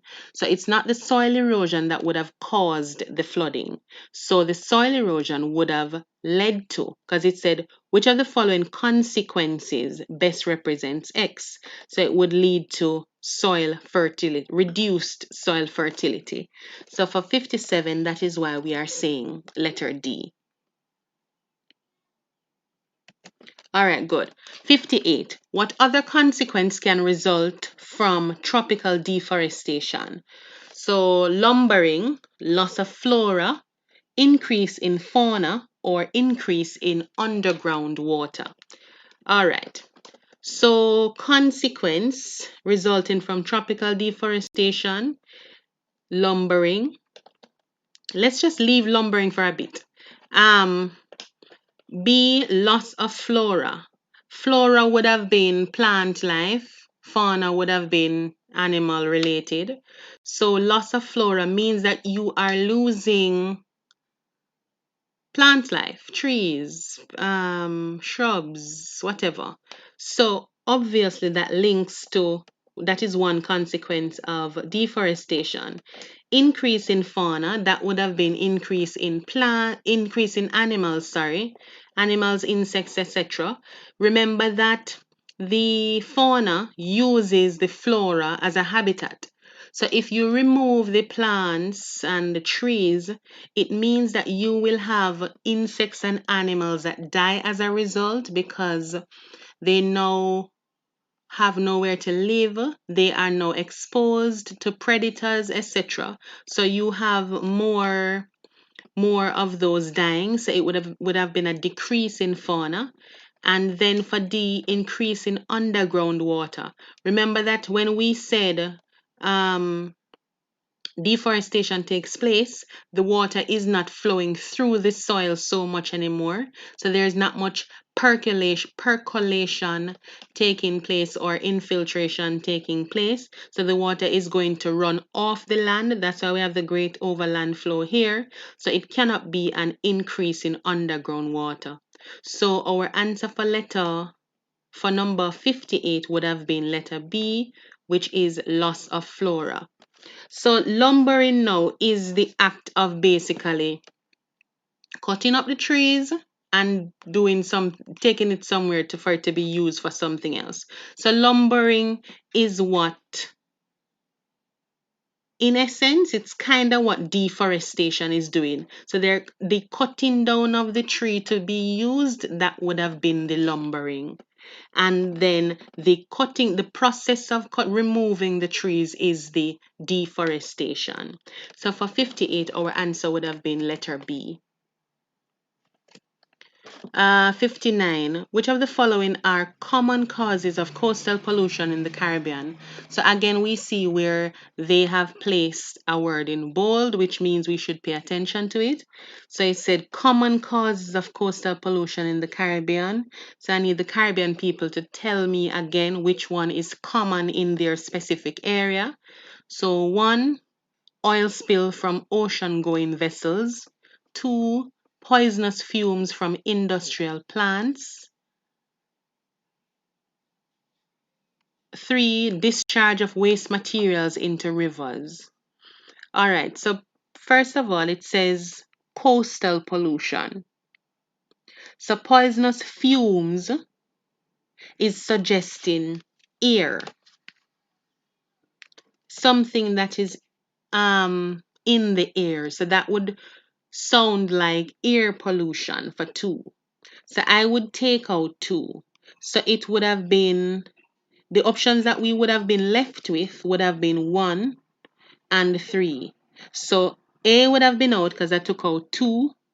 C would have been out because we took out 2. And D would also be out because we took out 2. So the option that we are left with is B, which is 1 and 3 only for 59. So for 59, we're going with letter B, 1 and 3 only. So oil spills from ocean-going vessels would cause coastal pollution, and discharge of waste materials into rivers would cause coastal pollution. So don't get confused by the fact that it says rivers. We know that the rivers lead to the sea, and regardless of what you put in the river, it is going to end up in the sea. So it will still cause coastal pollution. So for 59, we are going with letter B. And the final one for this paper, question number 60. Whew, are you tired? I am tired. 60. Which of the following actions can be used to reduce the emission of greenhouse gases?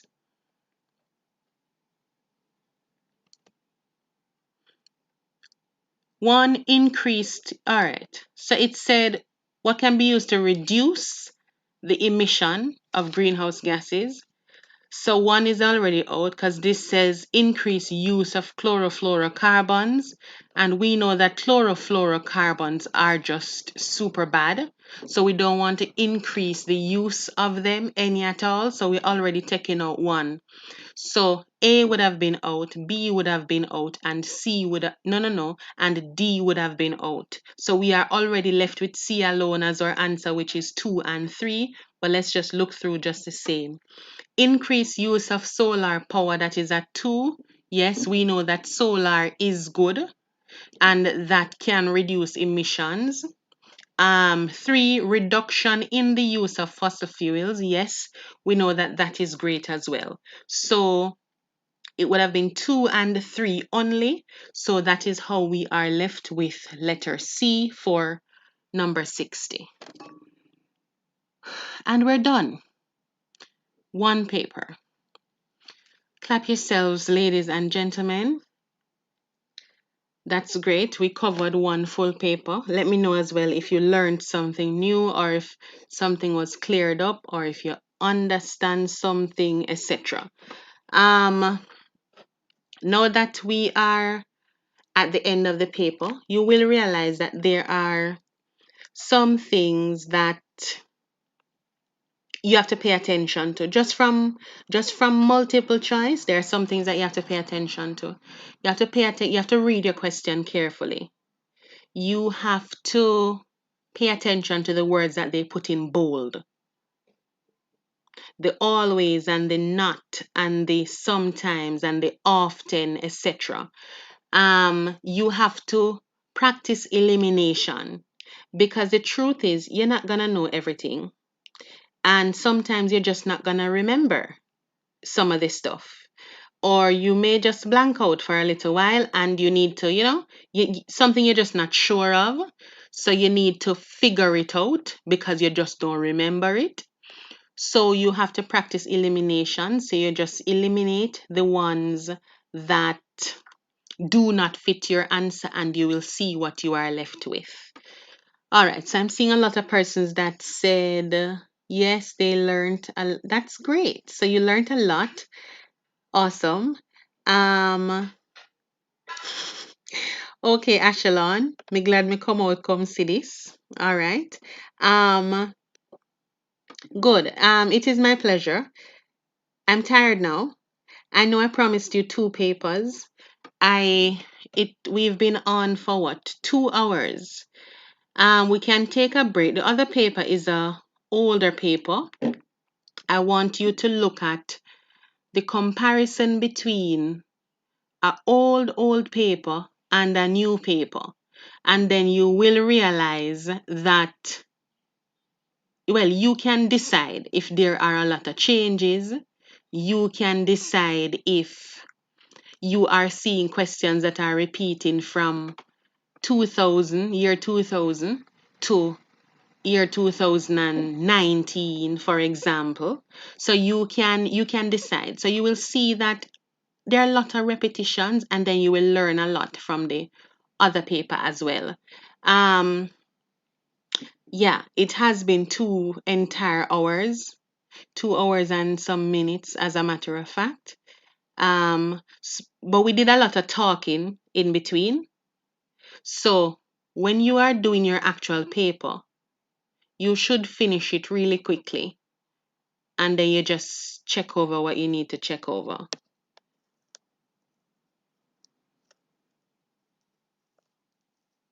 Oh, that's nice, Walron. Continue. The past papers are really good. Linton says the old papers are harder for some reason. Yes, I agree with you. Some of the things from the older papers are no longer on the syllabus. So I can, when we go through the older paper, I will tell you the ones that are no longer on the syllabus. But that doesn't mean that you don't need to pay attention to them anymore. It just means that it's something that you need to keep in the back of your head because it may come up another way. So the next paper that we're going to be doing is the 2001 paper. That is from what now? 18 year, what year is this? 19 years, wow. 19 years ago. The paper is older than all of you. Wow. So that's the paper that we're going to be looking on. I'm assuming that maybe you're not hungry because you've been eating the entire time, but I've been talking the entire time. So I'm going to take a half an hour break. Wow, that is long. I'll take a 20-minute break. Um, there is a specimen paper that we can do, yes. I think I have it, but no, I don't have it on the computer now. Um, Somebody can email it to me though, so that I can set it up probably tomorrow evening or so. So I will take a 20-minute break and then we can do Let me know if you're up for it. Are you up for another paper in another half an hour? Let me know. I'm waiting for your responses and then we can decide what we're going to do.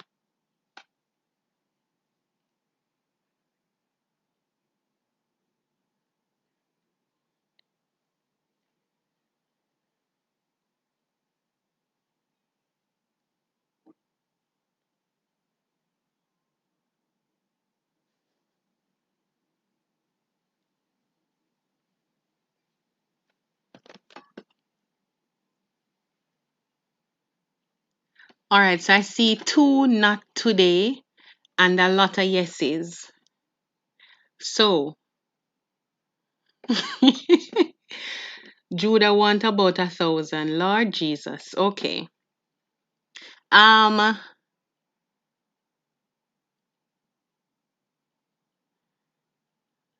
yeah, that's a good idea, Night. So we can come back at 2:45. So we will take the break, come back at 2:45, and then we will look at the 2001 past paper.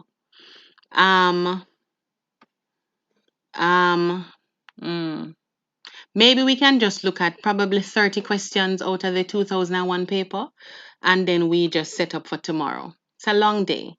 So we'll come back at 2:45 and we will look at a part of the 2001 paper, and then we will set up for tomorrow, maybe in the afternoon after church. Yeah, so we'll be back at 2:45. You don't have to log out or anything. I'm just going to leave it running. I'll just set my alarm and come right back at 2:45. So you don't have to log off or anything, okay?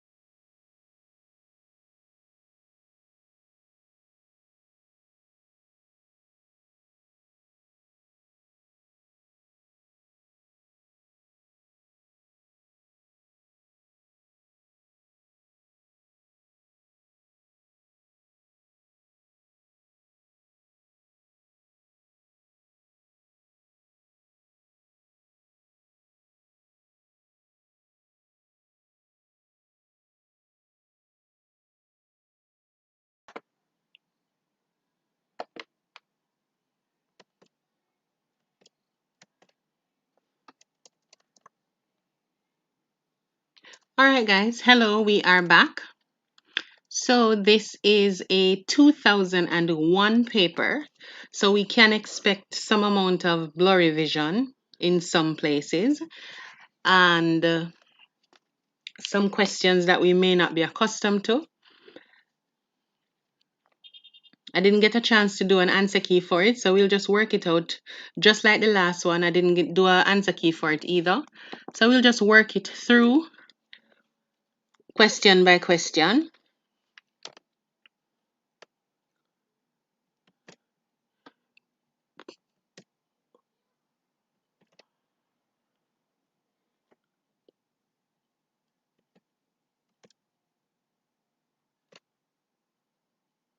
All right. So items 1 to 2 refer to the photograph below. Can you see the photograph? I can see it. So I'm assuming that you can see it as well. So we can see a mountain on this side, locking in here with another mountain, connecting here, locking here. Yeah, we can see it. Kind of. So items 1 to 2 refer to the photograph. 1. The valley A shown in the photograph above is most likely to have been the result of A. Mass movement, B. Faulting, C. Running water, or D. Folding. So for that one, we can see that it is really at the closer to the source of our river. So for that one, we would say it was formed by running water. So number 1 would have been letter C. Number 2, which of the following best describes the pattern formed by the valley sides in the photograph above? So we have terraces, interlocking spurs, nick points, or meanders. And since we mentioned already that that looks close to the source of our river and it is formed by running water, we would know then that our answer for number 2 would have been letter B, which would be interlocking spurs. Number 3, lines of latitude. A, cross each other at the poles. B, are not all the same length. C, show position east and west of Greenwich. Or D, are associated with time. All right, so latitude, just like the word sounds, lateral mean going across. So that will help you to know which one it is. So A, they cross each other at the poles. Latitude, lines of latitude do not go across the poles. Those would have been lines of longitude. B, they are not all the same length. Lines of latitude are not all the same length. The largest one would have been the equator, and then they decrease in length as they go towards the poles. C shows position east and west of Greenwich. Latitude separates the Earth into northern and southern hemisphere. So it would not have been C either. And we know of longitude and time, not latitude and time. So our answer for number 3 would have been letter B. So 3 is B.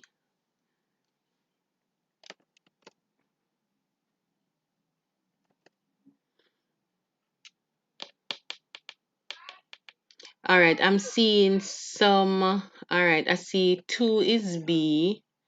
Okay, so we're good with that. And then I'm seeing 3 is C, C. No, 3 is B.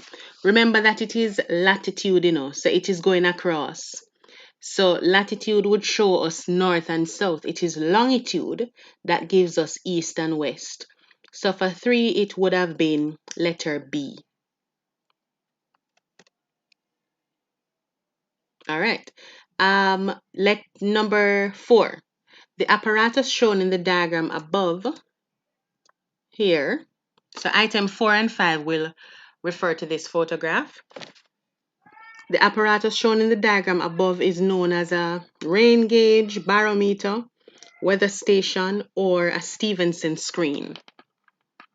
Let's try to.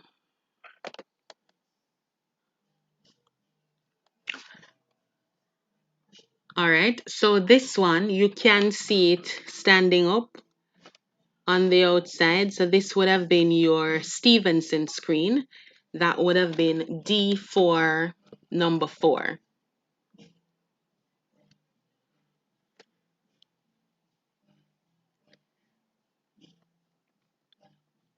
Number 5, all of the following instruments will be found in the apparatus shown in the photograph above, except. So in the Stevenson screen, you have a minimum thermometer, maximum thermometer. You have a hygrometer, but you would not have a rain gauge. So it would have been C that is out.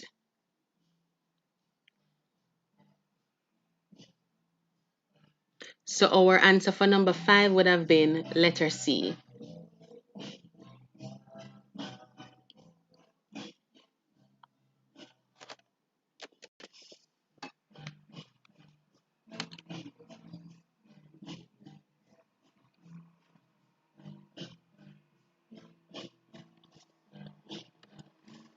All right, so then we are at number 6. So this says items 6 to 8 refer to the following rainfall and temperature graph. All right, so this question, we would have seen this question on the papers that we are currently using. So this one repeats a lot. The 2 driest months of the year for the station shown are, so all right, let us understand the graph first.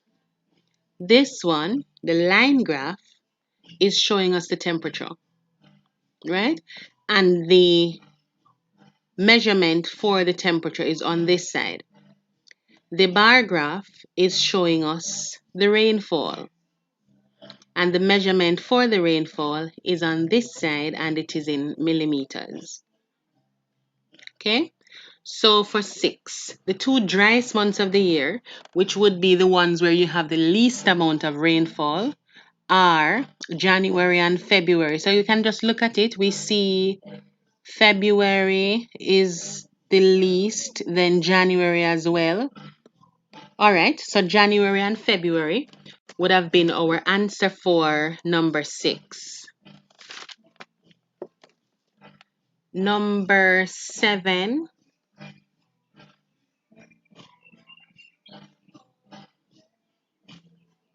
Oh, I see a question. Miss, what is a Stevenson screen? It is like an instrument shelter. It is used to protect the instruments that you would put outside against things like rainfall, etc., because you don't want them to get wet. But that is why we would not put a rain gauge. You would not find a rain gauge in there because you would need the rain gauge to be outside and not sheltered so that it can actually catch the rain that is falling. So it's just a meteorological screen that protects the instruments that you place on the outside so that they can still give you the weather reading. So it just forms a part of the weather station.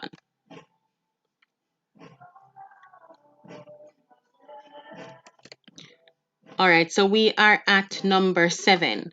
Annual range of temperature is approximately. So we notice that approximately is in bold, and it asks you temperature range. So you know that you are going to minus. You're going to take away the lowest from the highest to see the temperature range. So we have, remember, temperature is on this side. So our lowest temperature is here. That looks like about 11 degrees Celsius, right above 10 there. So 11 degrees Celsius. And then our highest temperature would have been this one. Just to be accurate, what you would do when you have your paper, you would use a pencil and your ruler to just line it up so you get a more accurate measurement. So I'd say this is about 23, 24, 25. So this would be about 23, and then we had 11. So 11 from 23 would give you 12. So the difference would be 12. So the annual range of temperature is approximately 12 degrees Celsius. So for number 7, it would have been letter C for our answer.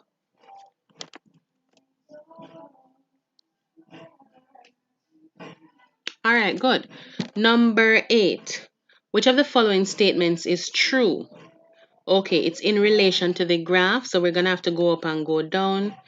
First one, coolest months of the year are also the wettest. Let us see. Coolest months of the year. Those are the months with the lower temperatures. Here are the wettest, and we are seeing the amount of rainfall here. Okay.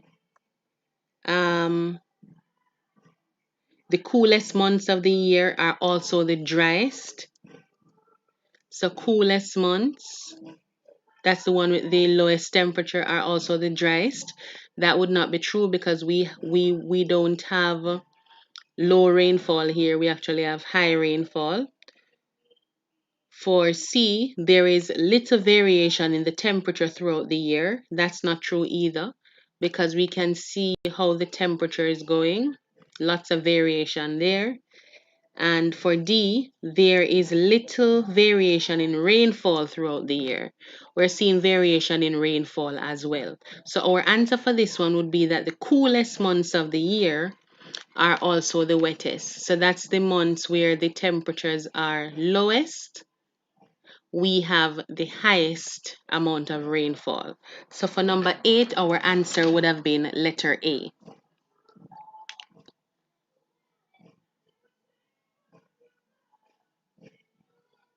Vedish is saying in a previous video I said B. No, that would not have been correct. The coolest months of the year are also the driest. It depends. So these graphs come a lot, but there are usually lots of it. They may change something about the graph, but from assessing it ourselves, coolest months of the year. So we're looking at the temperature. So this is our temperature here. So this is a high temperature and it reduces. Our coolest temperature is right here at 11 degrees, right? And the coolest months of the year would have been in the middle here based on where the temperature is. And those are the ones that have the highest rainfall. So it depends on what the specific graph is saying. So that would be A, the coolest months of the year are also the wettest months. Remember that they may show you this graph as well, and it is for a completely different country. So you would have different readings. So regardless of which one you get, you are required to pay attention to what the graph is showing, not necessarily the fact that you saw a question like it before, because the answer may be different.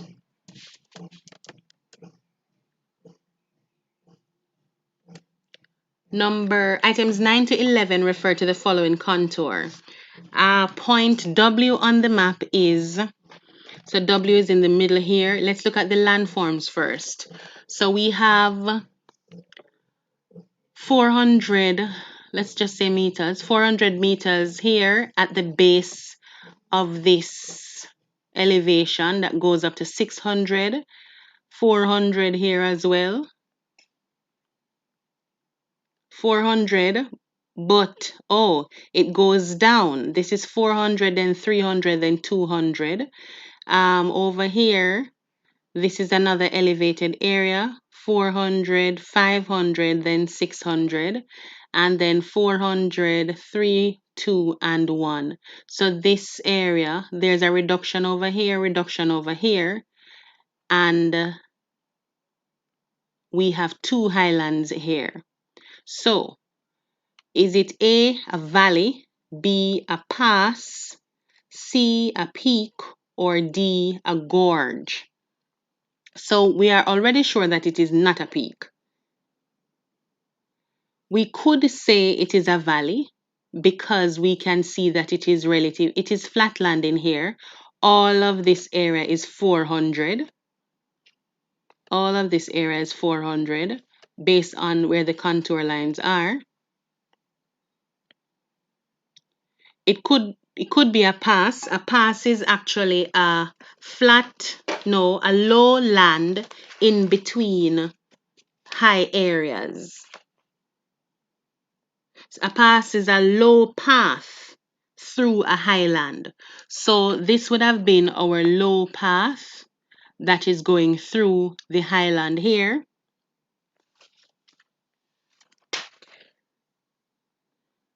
So the pass could be in a mountain, and then on the other side of the mountain you would have the where it is reducing on each side. So for this one it would have been a pass. That is letter B. So a pass would look like, let me try to, like the hump on a camel's back. So you have a camel, you have a mountain on one little side, and then you have a sink in between, and then you have a mountain on the other side. So that lowland or that path that is in between the highland that goes through the highland, that would have been your pass. So it is usually like a roadway that it is used for, or a routeway. So you may not be able to drive through it or anything, but it is where somebody would be walking. So for that one, our answer would have been pass for number 9. Number 10, X is an example of all right, so X is here at 400 meters, and then there is going to be a reduction there. So X is an example of a lowland, a depression, a pass, or a peak. What I'm a little confused about here, I'm not sure if they're talking about X as in this little point here, or where the actual X is, but I think it is the little point here that they are showing us. It looks like the little point here that they're showing us, because it's the same way that W has a point there. So if it is this little point that they are showing us here, this part would have been a small peak. If you notice how the contour lines come closer together here, so it shows us that it is quite steep. So this part would have been a small peak. So for number 10, we would have said D for peak.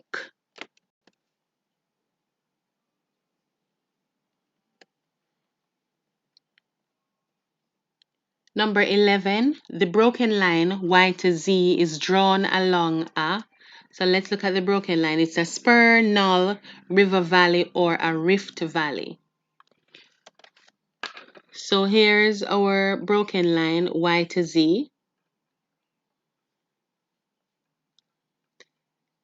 A spur is a finger-like projection. So when you look at where it is drawn like this, it shows you the specific shape to tell you if it is a spur.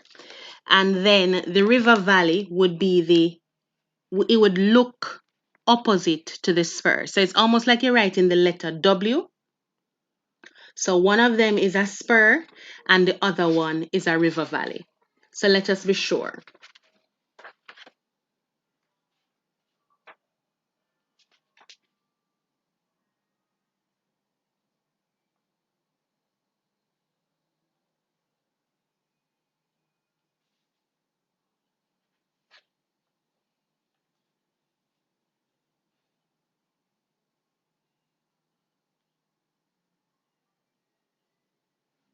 All right, so this one would be a spur.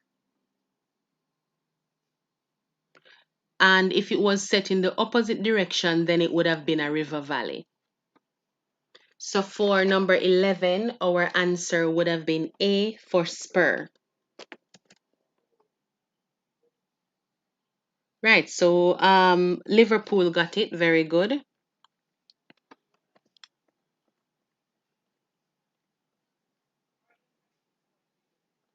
Item 12 is based on the following graph, which shows that looks like tourist arrivals. to a certain Caribbean country.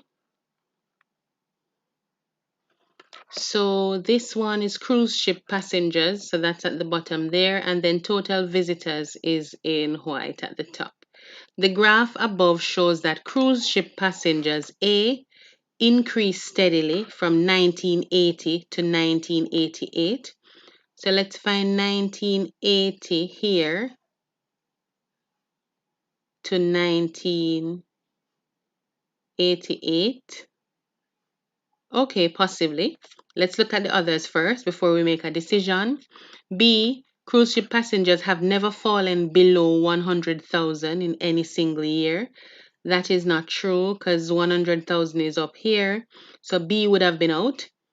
C, cruise ship passengers will soon make up for the majority of arrivals to the island. We're not seeing that either. D, cruise ship passengers make up more than half the total number of arrivals to the island. No. So our answer for number 12 would have been letter A, increased steadily from 1980, which is here, to 1988. So for 12, our answer is letter A.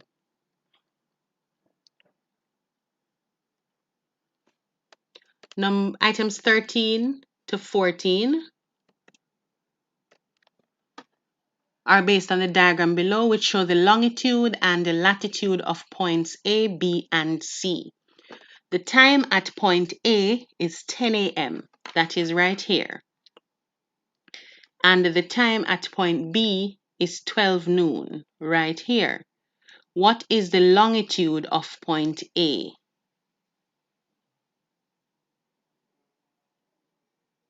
So since we have the 0 degree here, we know that on this side would have been east and on this side would have been west.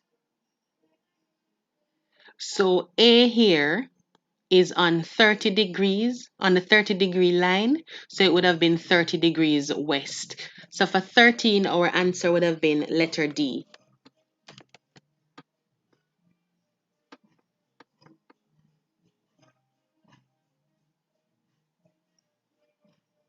Let me know if you're understanding or if you have any questions.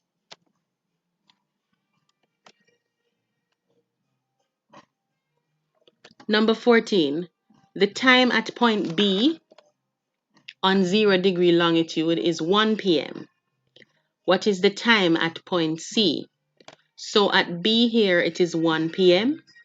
We are moving in an easterly direction. So if you're going towards the east, that means you're going to add time.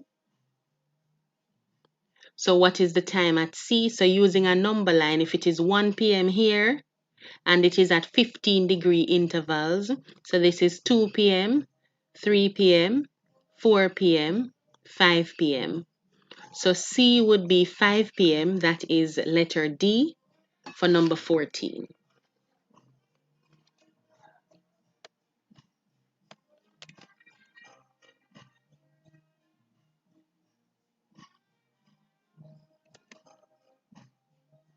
Somebody is asking me to explain number 13 again. So let's look back at 13 for a second.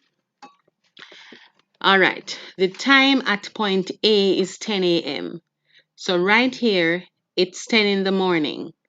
The time at point B is 12 noon. So we're going to the east, so we are adding time.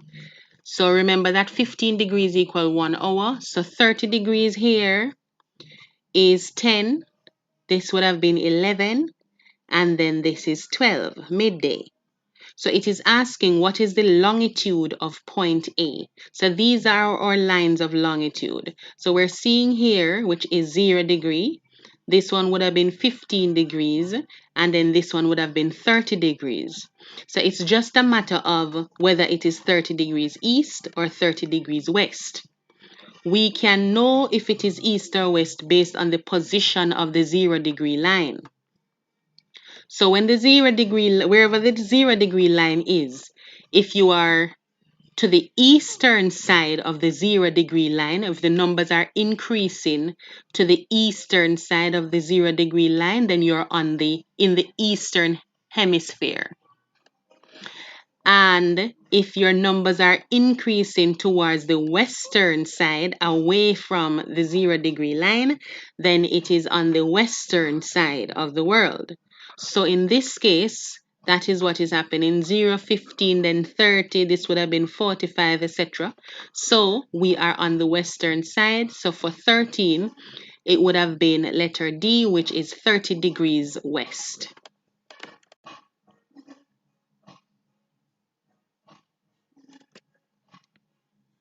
I'm seeing somebody saying the answer is C, 4 p.m. Remember, we're just doing a number line, So it is 1 p.m. This is the question that we're working with. So it says that 0 is 1 p.m. at B. So 1 o'clock, 2 o'clock, 3 o'clock, 4 o'clock, 5 o'clock. So C would have been 5 p.m.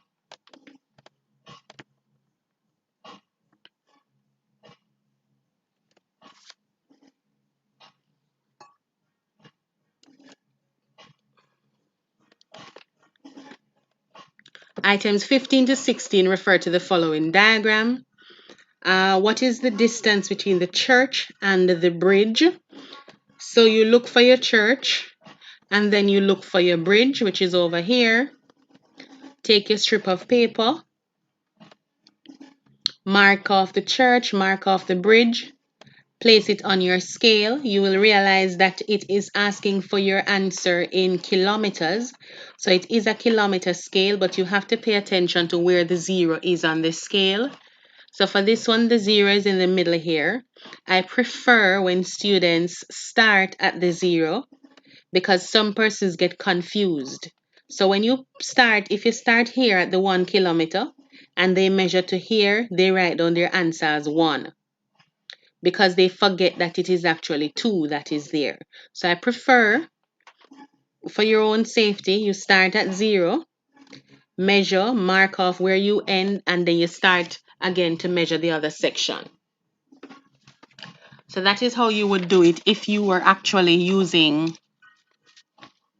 your paper. So I'm going to try to work it out right now on the computer.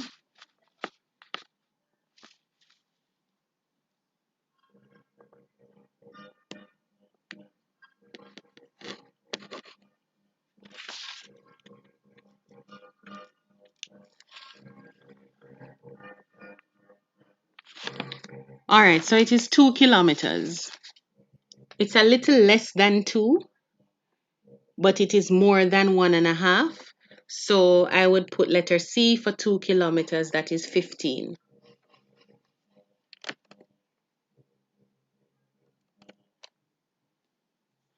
Number 16, what is the direction of the church from the road junction? So direction of the church from the road junction. So the road junction is here. And you're doing the direction of the church from here. So this is where you would draw your north-south line. Then you would have connected your 2 points, connected the junction to the church. So we can already see that this is towards the south and it is over the western side. So our answer based on elimination, without actually having to do it, we would see that 16 is letter C.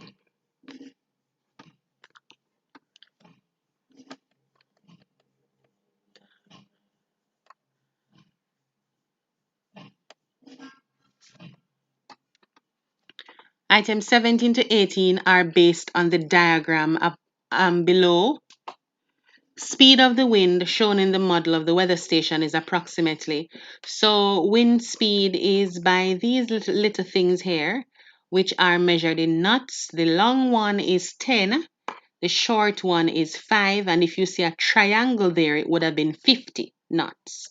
So this is 15 knots. So for 17, it would have been letter B.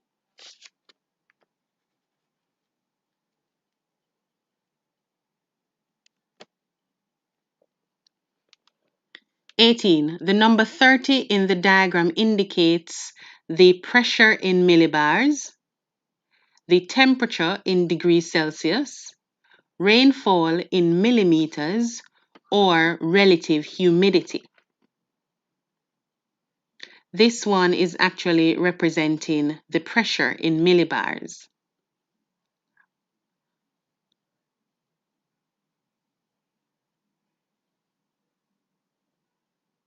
I'm trying to be sure. Let me just double check.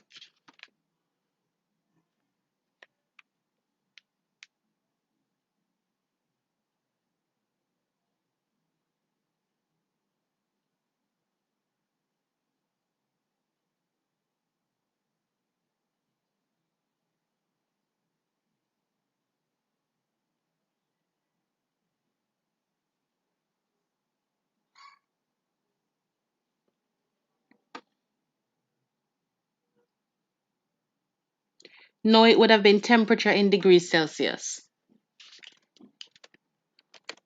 It would have been temperature in degrees Celsius. All right, so I see a question. How do you know how many knots? Okay. All right, very good. So that answer from night is correct.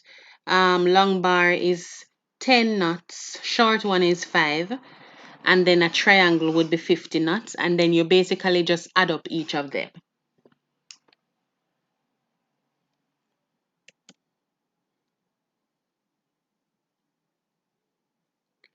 So for number 18, our answer would have been letter B, temperature in degrees Celsius.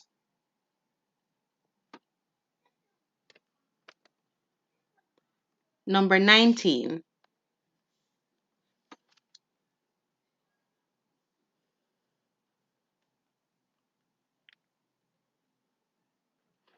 The correct numbering of the features shown in the diagram above is, so, all right, let us look at them. We have 4 under here, which is a cave. We have 3 here, which is an arch or arc. We have 1 here, which is a stack, and 2, which is a stump. So, lots of students confuse stack and stump. So stack is like just the word alone. If you're stacking things, it means you're building it up. So it is the one that is higher. Stack. It is higher. Stump, I don't know what the other Caribbean people say, but when persons in Jamaica are super short, we say that they are stumper. So you're just very short. Or another thing that you can use to remember it, if you cut a tree, and you cut it down very short, you call it a tree stump as well.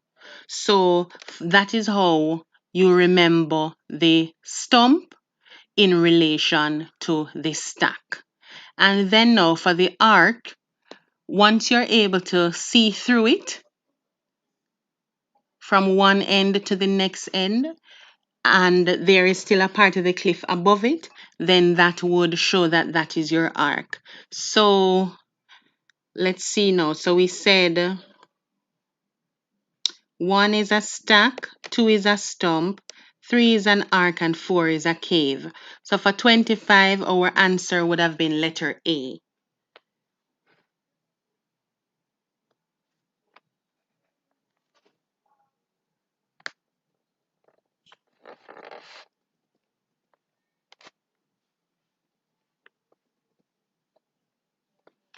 Items 26 to 27 refer to the diagram below.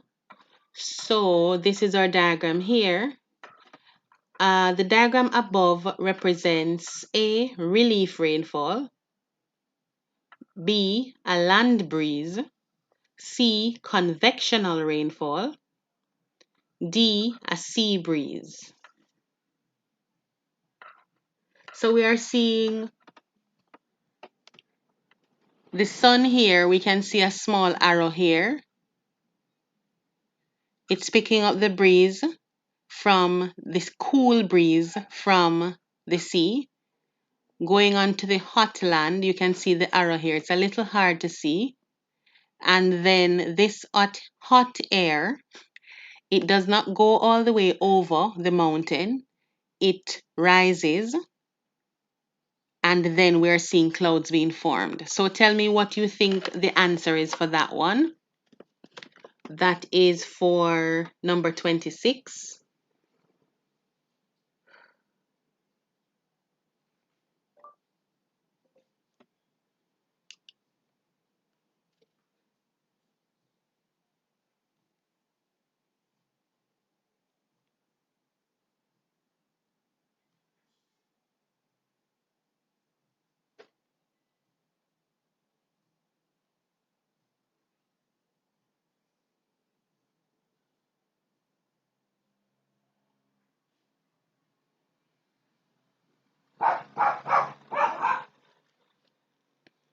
Bear in mind that you're not seeing any actual rainfall taking place. So we would have eliminated A and C.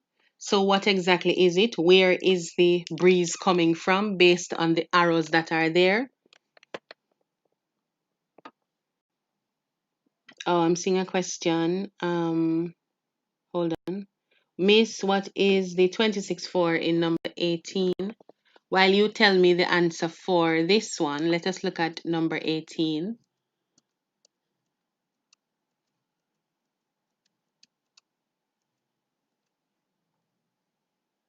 Okay. When you see two numbers on there like this, it is still temperature, but the one that is behind is telling you the temperature that it was. And the one that is in front, the temp is telling you the current temperature. So it is still temperature that it is showing.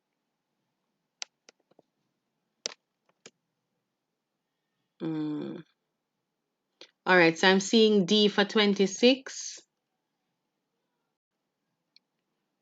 Yeah, so it is a sea breeze. So we can see where the breeze is coming from based on the arrow. It's picking up the cool breeze here, going onto the hot land, cool it. Hot air rises and then it continues. So it's a circulation of a sea breeze. So for 26, it would have been letter D. 27, in the diagram above the pressure over the land and sea is most likely to be high over land and low over sea, high over the sea and low over the land, low over the land and low over the sea, high over the land and high over the sea. If it is one thing that we know about wind or breeze and pressure, is that wind blows from areas of high pressure to areas of low pressure. So if the wind in this case is blowing from the sea to the land, it means that the pressure at the sea would have been high and the one on the land would have been low. So it is high over the sea and low over the land. So for 27, it would have been letter B, because wind blows from high to low pressure.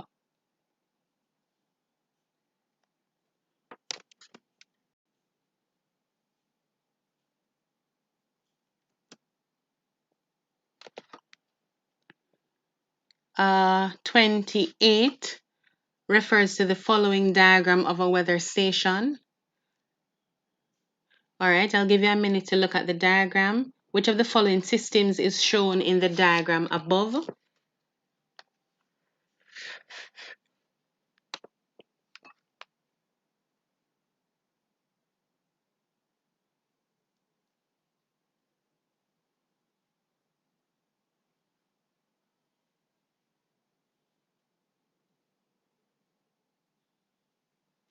So we're seeing light winds blowing outwards from the center in a clockwise direction, and high pressure is in the center. So you have higher temperatures, brighter and fine sunny weather. So if we are having, well, and gentle pressure gradient. So if we are having anything related to bright and sunny weather, then certainly it would not be a hurricane. And then also it would not be a cold front, and it would not be an ITCZ either. So we would see an anticyclone. So the anticyclone, you would have the high pressure in the middle area, and then you would have your wind, which is blowing from the high to the low pressure area, and then you would have bright and sunny conditions. So for 28, it would have been letter C. So congrats to Housen, Stevens, and Knight.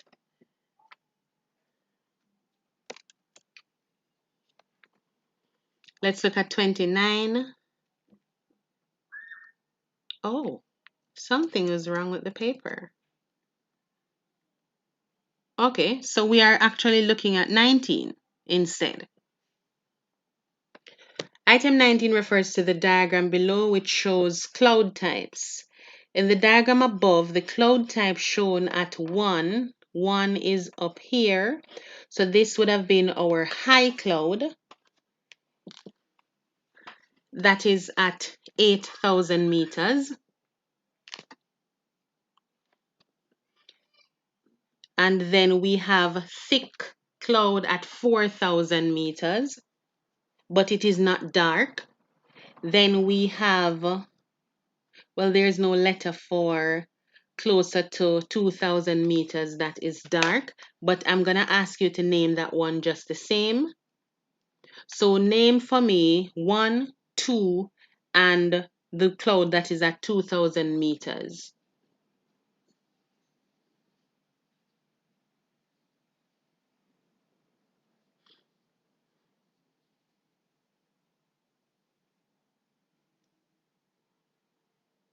The cloud type itself is not necessarily on the syllabus, but it is one of those things that you are expected to know, probably from third form.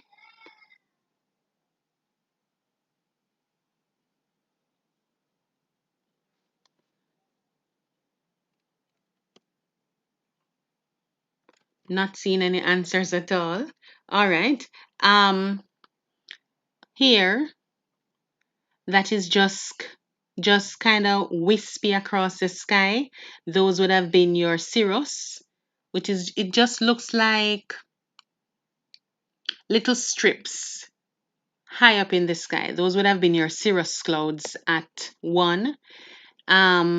The thicker, fluffier clouds that we are more used to, those would have been our cumulus clouds. Sometimes we see some wispy ones that are high up that are relatively fluffy. So those would have been your cirrocumulus. So it would have been a combination of the cirrus and the cumulus clouds. These would have been our cumulus, and then the ones that are darker and giving us rainfall would have been our cumulonimbus clouds.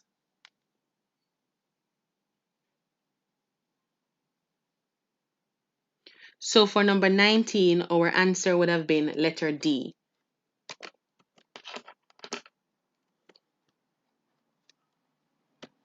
Number 20, which of the following is not a true statement about waves?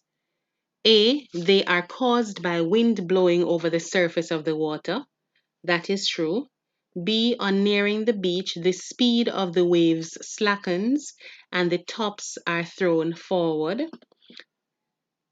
C, the body of water forming the waves increases rapidly as it approaches the coast. Or D, the stronger the wind and the greater the fetch, the more powerful the waves are. So we're sure about A, they are caused by wind blowing over the surface of the water. We know that when the wave approaches the beach, the tops are thrown forward. C, the body of water forming the wave increases rapidly as it approaches the coast. The stronger the wind, and we're sure about D as well. For B, I'm not sure if the speed of the wave slackens. when it approaches the beach. And the body of water forming the wave increases rapidly as it approaches the coast. Yes, so A, C, and D are true. B, I'm not sure of this speed slackening, reducing.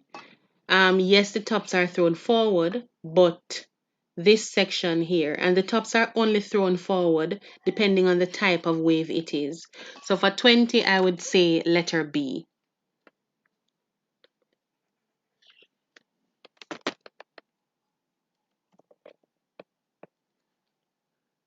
21. The transportation of a river's load is dependent on all of the following except. So transportation of the load is dependent on all of the following except which one?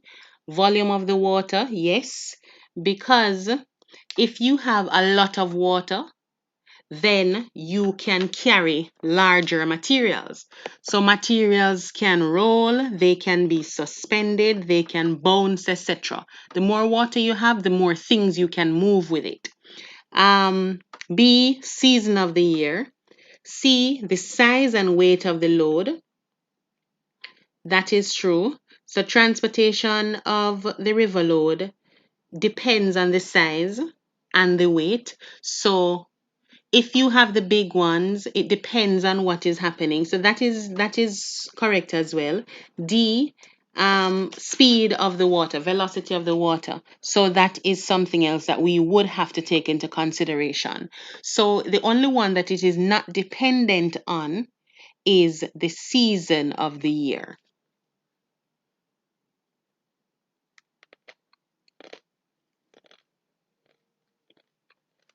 So for 21, it would have been letter B.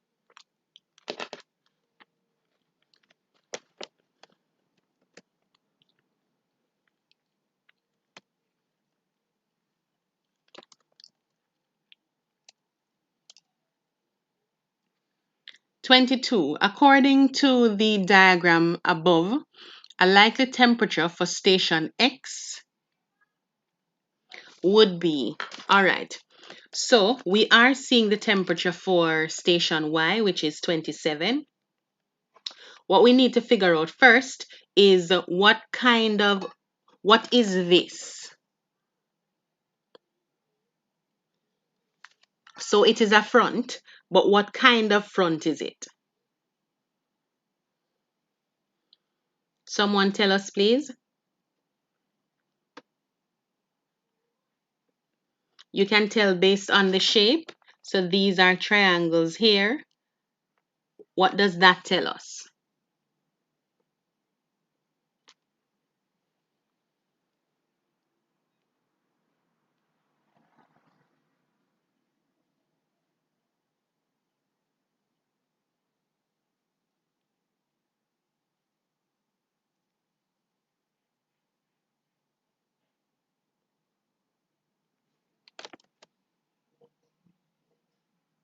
All right, so I am seeing the cold front. Hold on. 21B, even though aren't some rivers low at some. Okay, so somebody is querying 21 for B. Let us look at 21 again. Transportation of a river's load is dependent on all of the following except. So remember that we're looking for the most suitable answer. Transportation certainly depends on the volume of the water that you have. It certainly depends on the speed of the water as well. So the other two that we have to look at is season of the year and the size and weight of the load. So when you're doing transportation in rivers, what determines how far something moves to is the size and weight of the load. So that determines if it moves any at all. It determines how far it moves to, and it also determines how it moves. So transportation in general is dependent on the size and weight of the load that it is carrying. So for example, we know that the larger material would have been at the bottom, and then they would be going through using the process of traction where they are actually just rolling on the bed, or that the lighter materials would have been suspended. So the size and the weight of the load is also important. I know that you may be looking at season of the year, meaning that some seasons would give you more rainfall, so it would give you a larger volume of water. In that case, I get what you're saying, but nonetheless, we have to look at the options to find the most suitable answer. So we are sure that volume of water is one, we're sure of speed of water, and we're also sure of size and the weight of the load. So season of the year would be dependent on a whole bunch of other factors. So that would have been the odd one out. So that would have been uh, B for 21. We were at, where were we? 22 here. Okay, so we were saying that this is a cold front. According to the diagram, likely temperature for station X. So since it is a cold front, where is the cold front approaching? Is it approaching X or is it approaching Y? Where would the temperature be warmer? The temperature for the cold front would be warmer on this side, the side that is at the pointy end of the triangle. So we would have warmer temperatures here. And then we would have cooler temperatures, which is coming to the area. So we would need to look for a temperature that is lower than 27 degrees. So in this case, it would have been A, which is 25 degrees for station X. So 22 would have been letter A.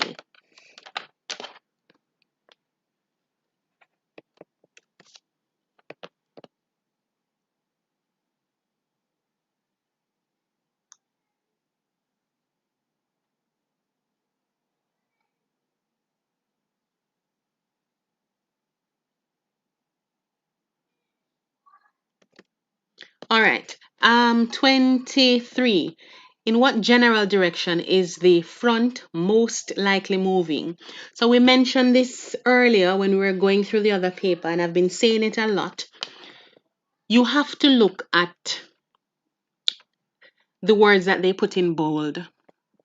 Those are the things that they want you to pay attention to. So we have not, we have likely, we have except, we have most, and we have not again. So there are specific hints in every question that you have to pay attention to assist you in choosing the correct answer. So the multiple choice is designed to have other options for you to think that that is the right answer. And the truth is, as teachers, sometimes, yeah, we make mistakes and we get confused too because the question is designed to trick you. So we just have to work it through to figure out what the answer is. So, in what general direction is the front most likely moving? So, we know that the cold air is coming from this direction and it is pointing here where you see the triangles actually pointing towards. So, it is moving north, south, northwest, or southeast. So, that would have been letter D. It is actually moving south in a southeasterly direction. So 23, it would have been letter D.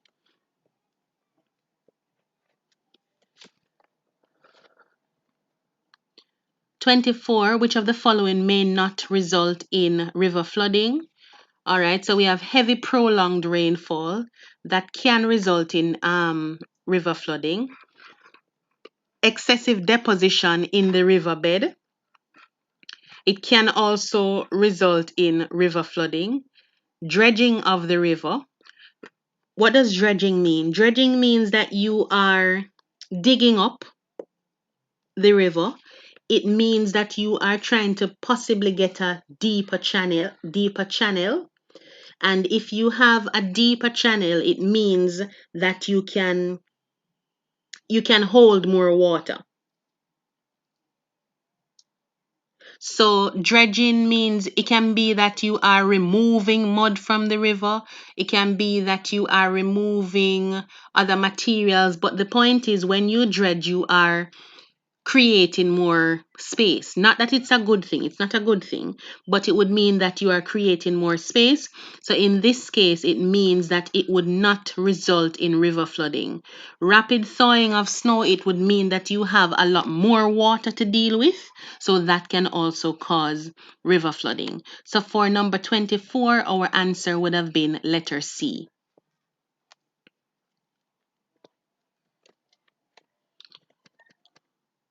All right, so we jump back to 29 now.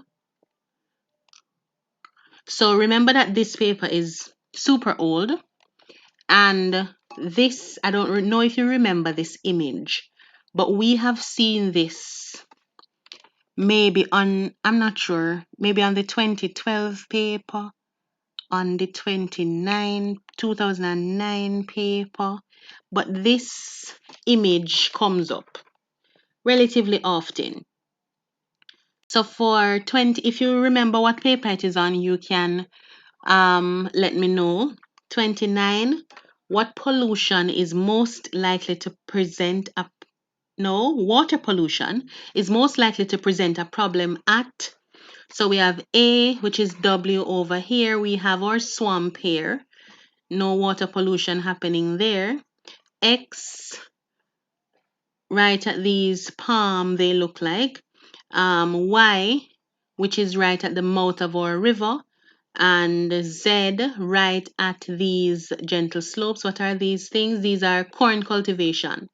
Okay, corn cultivation, gentle slopes.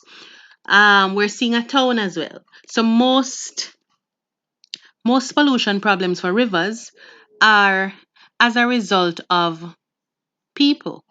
Well, most pollution problems for anything is as a result of us as human beings, unfortunately.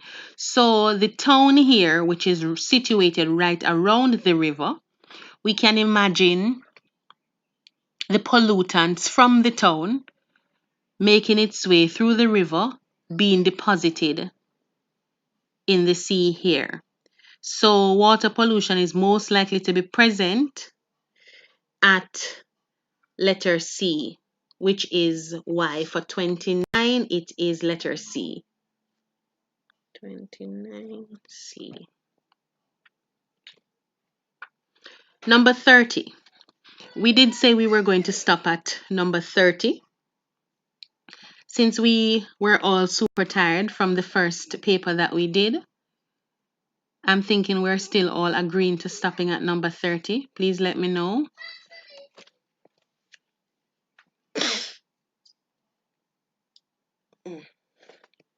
Number 30, a high level of water pollution along the coast shown above may be caused by. Oh, this question came as well. There was some amount of debate here. A, lack of tidal currents. B, presence of the swamp. The swamp acts as a filter. So the swamp is not necessarily polluting the water.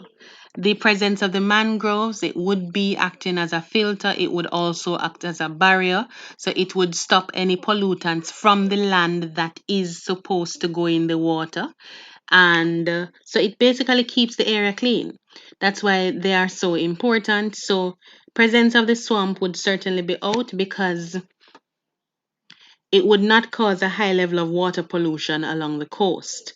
Flatness of the land, C, or D, the growing of corn on the slopes. So a high level of water pollution along the coast shown above may be caused by. Let me know what you think the answer is for this one. I'm leaning towards, well, I won't tell you yet. Let me know what you're thinking for number 30. Okay, so Liverpool says 30D.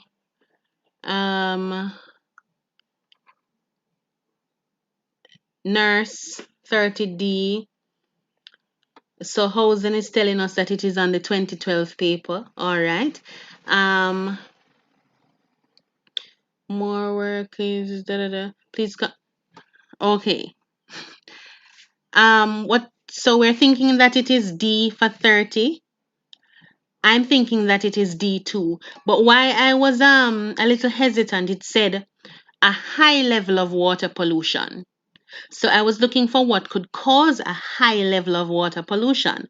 But in terms of growing the corn on the slopes, it depends on how the corn is being grown, what they are being what they are using for fertilizers, etc. It can be runoff from the slope that is probably causing eutrophication in the water, etc. So I would go with letter D as well. So for 30, we are using letter D for our answer.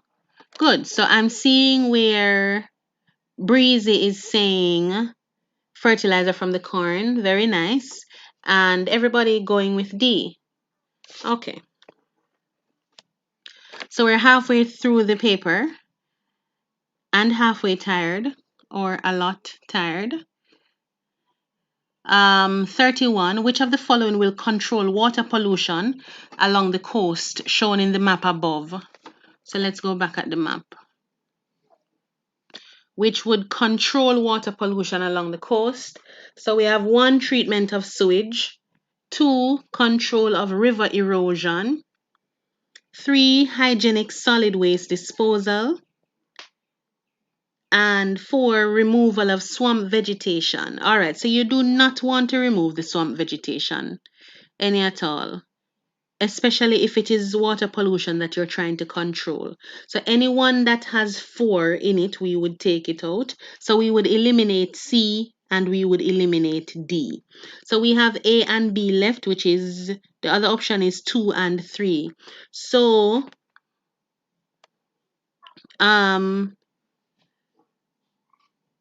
control water pollution, treatment of sewage, 1 is certainly in, and control water pollution, hygienic solid waste disposal. So that means you're disposing of your waste properly. So it would have been B, that is for 1 and 3. So 31 would have been letter B.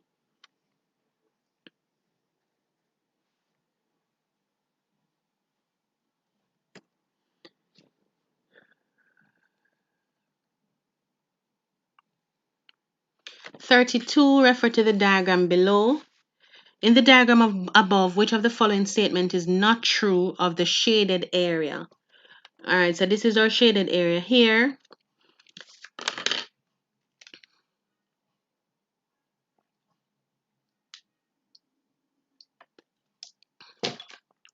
A, it is affected by hurricanes. B, it is located in the tropics. C, the Caribbean is located in this area. Or D, it is subjected to violent tornadoes. All right, so just by looking at it, we can guess, or we can look for the 0-degree line or the equator, which is right there. So that would give us some more insight as well.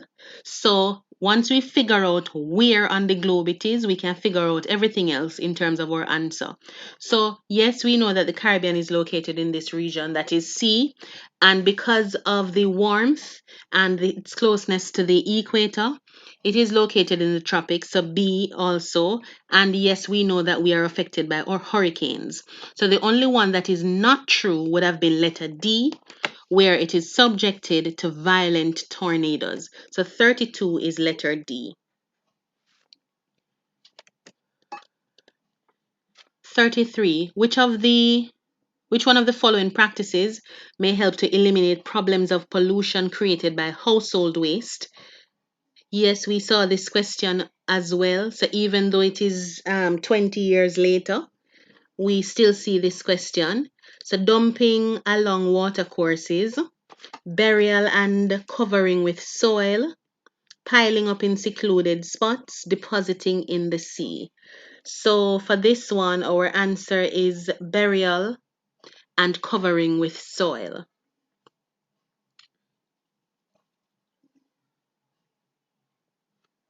So that would have been 33, letter B. 34. The raised portion of the earth produced by folding are known as. Okay, so I promised you that I would tell you which one of the questions are no longer on the syllabus. So the questions for folding and faulting, they are no longer on the syllabus. Nonetheless, it is background information that you want to pay attention to just the same. So maybe your teacher would have covered it when you were doing earth movements. Usually we start that part in the first part of probably grade 10 or form 4.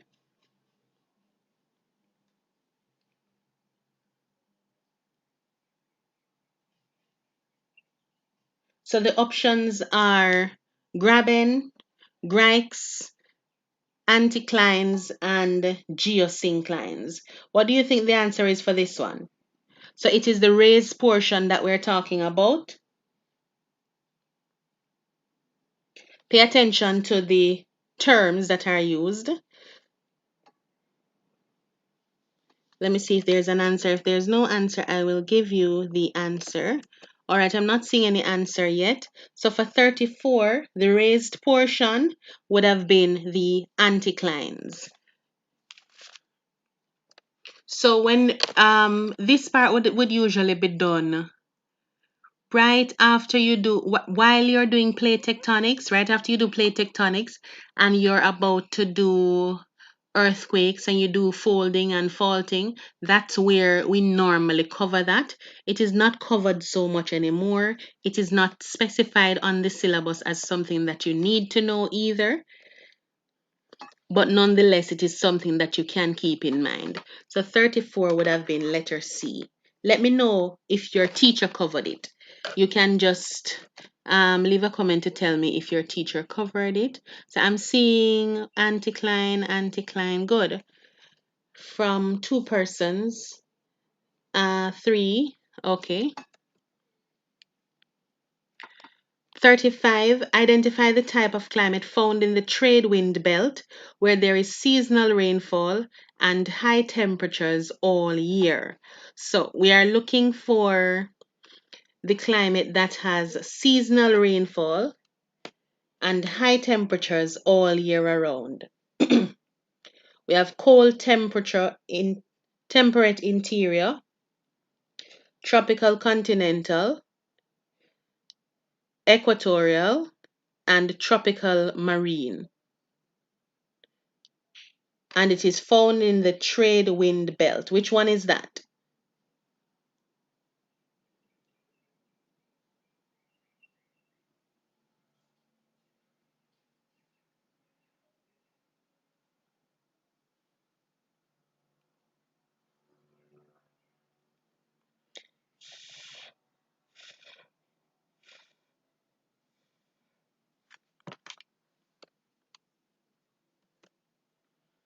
So for 35, it is going to be letter D. That is our very own tropical marine climate, where we do have our warm temperatures all year and we have seasonal rainfall. So for 35, it is letter D. 36. A small scale trader in the OECS will most likely deal in fresh meat and chicken, fresh fruit and vegetables, petroleum and petrol products, and wood and forest products. Small scale trader. I don't know this one. I'm going to check. Tell me what you think. I'm going to check. But you have to tell me why as well so we can figure it out.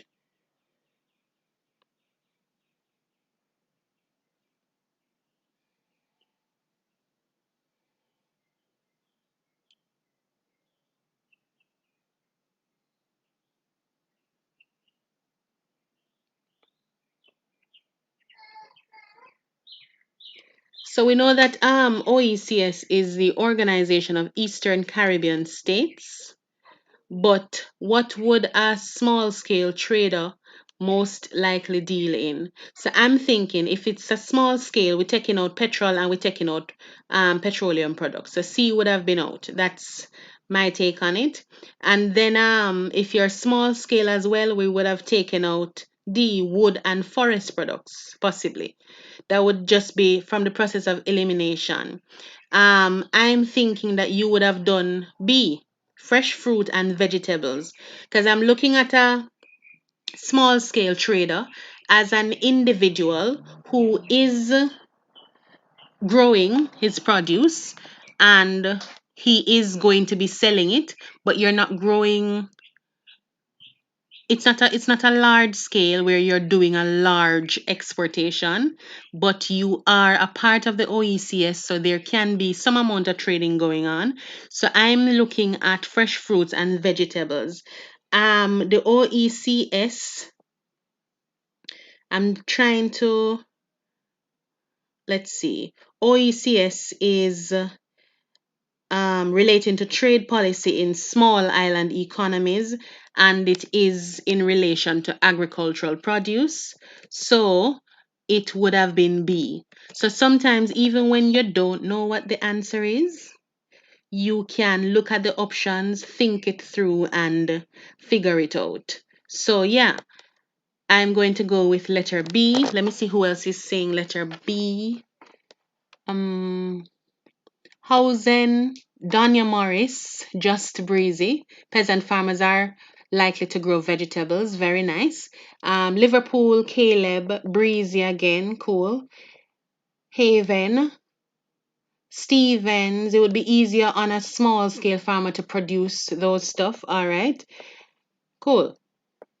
So for 36, we say B. 37. In which of the following countries is the population distribution most uneven? So I need the Caribbean people to tell me this one. We have Barbados, we have Cuba, we have Guyana, and we have St. Vincent. So we would need to say why as well. So for population distribution to be uneven, we're looking for things like mountainous areas where people just will, you have some persons will settle there and then you have other persons will settle elsewhere, or you have some areas that are just uninhabitable by whatever reason. It can be extremely large water bodies that keep people spread out across the country. um so for this one, 37, it's either Barbados, I'm taking out Barbados, Cuba, Guyana, or St. Vincent. I'm looking more towards Guyana.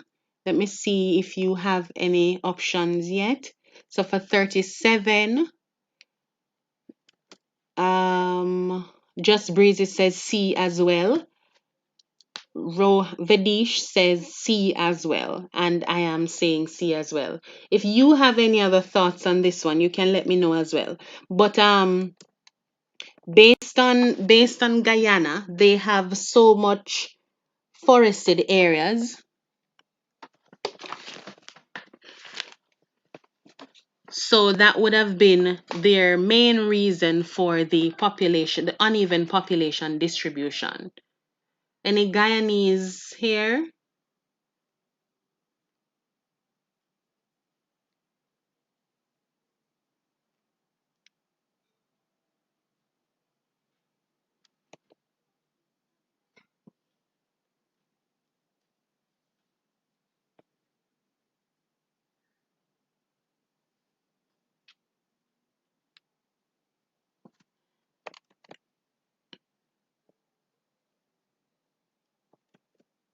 All right, no responses there. So we'll move to 38, natural vegetation. Natural vegetation, A, does not grow in regions where temperatures fluctuate. B, cannot grow in areas with less than 250 millimeters of rainfall. C, varies as climatic regions vary. That's our answer. D, is promoted as a major tourist attraction in the Caribbean.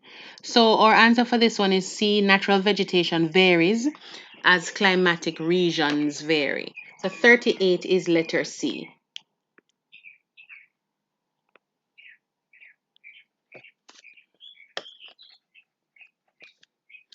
39, low pressure all the year around. Hold on. This looks weird. Which of the following climatic types is characterized by all of the features described above? So, low pressure all year round, high annual rainfall, mostly convectional rainfall, small annual range of temperature, high average daily temperature. So, all of the features described above, which one of those would have been, which one of the climate would that be describing?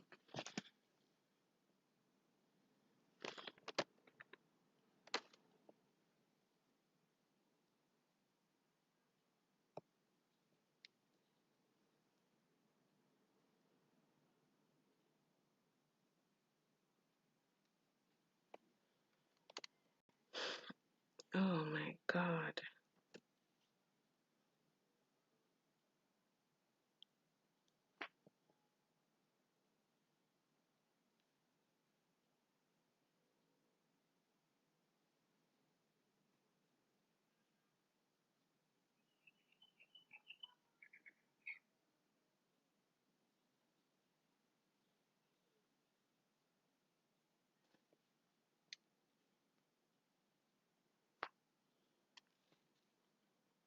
For this one, I'm leaning towards equatorial climate. I'm just checking to be sure.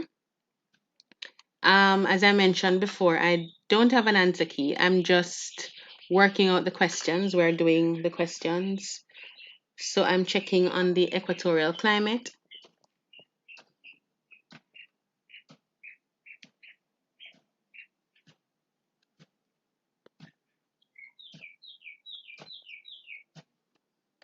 So equatorial climate has high annual rainfall. Temperatures are high, just the same. Not much variation in temperature, so small annual range of temperature. So 3 would be there as well. Low pressure all year round. Just checking on that one to be 100% sure.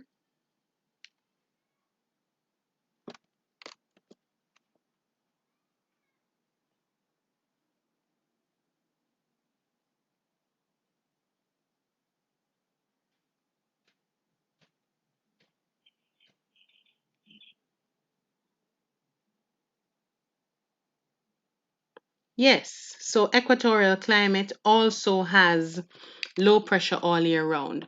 So our answer for 39 would have been letter A, equatorial is correct.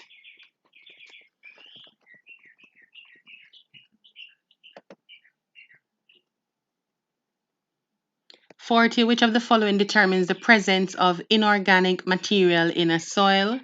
A, vegetation, B, parent material, C, climate, D, relief. So we're looking for the one that determines the presence of inorganic material in the soil. So for that, our answer would have been A, the vegetation. Well, hold on. Yeah, vegetation. So 40 would have been A. 41, which of the following accounts for the changes in seasons?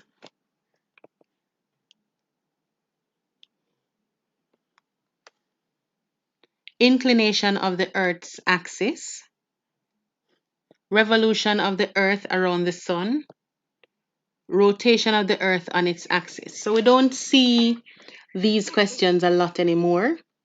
The seasons, etc., are now done from maybe second form. It's not stipulated in the syllabus either, so a lot of teachers do not cover it any at all. So let us look through which of the following accounts for changes in seasons, rotation of the Earth on its axis, revolution of the Earth around the Sun, inclination of the Earth's axis. So we are sure of inclination, definitely. So 1 is certainly in. Rotation gives us day and night.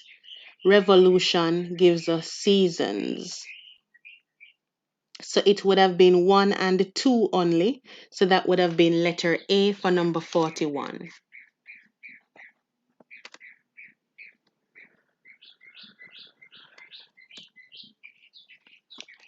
42, in a mountainous region severely eroded because of deforestation, what are the possible soil conservation methods that could be put in place? So it's a mountainous region, it's eroded, the trees have been removed, soil conservation methods, A, crop rotation and reforestation, B, reforestation and contour plowing, C, strip cropping and crop rotation, D, agroforestry and strip cropping. So reforestation and contour plowing.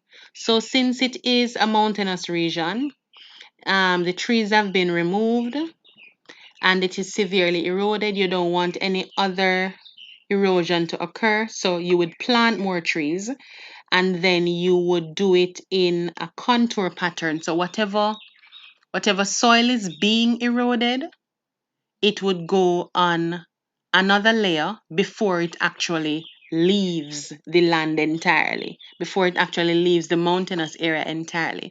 So you have areas where the soil is caught. So it would have been B for number 42.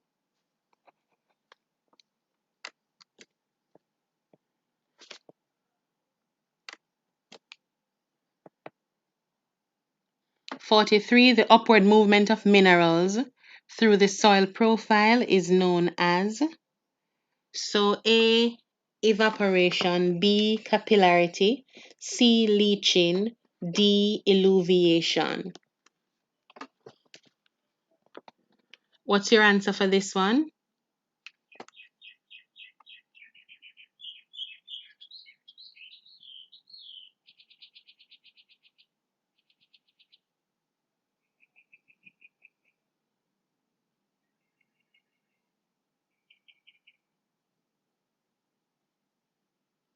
So I'm going to go with B for capillarity, movement of minerals through the soil profile. I'm just double checking to make sure.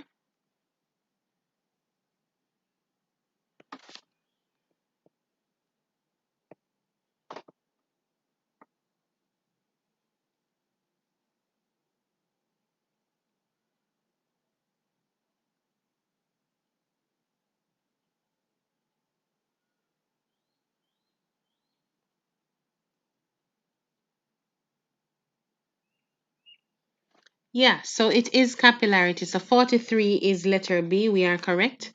Capillarity. Let me know if you're understanding or if you have any questions. I'm not seeing any comments. I'm wondering if we're all good. Let me know, please. We're at number 44. Which of the following farming practices help in conserving the soil? Contour plowing, crop rotation, terracing, or strip cropping? Contour plowing, crop rotation, and terracing, and strip cropping. Let us see.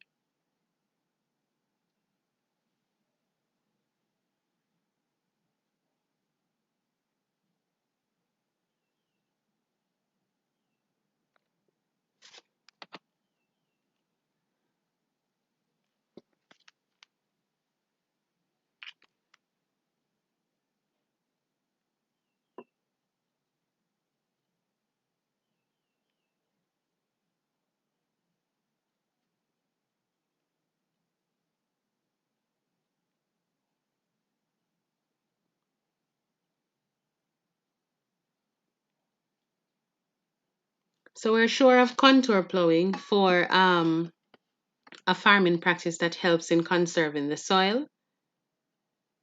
So the options that have 1 in it, so that would have been A, and that would have been D that we are currently looking at.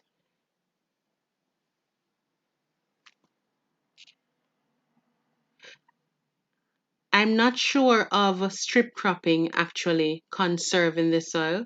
Strip cropping is when you plant different produce it's almost like you're planting in different strips, like line by line, like rows. So I'm going to check on that one as well.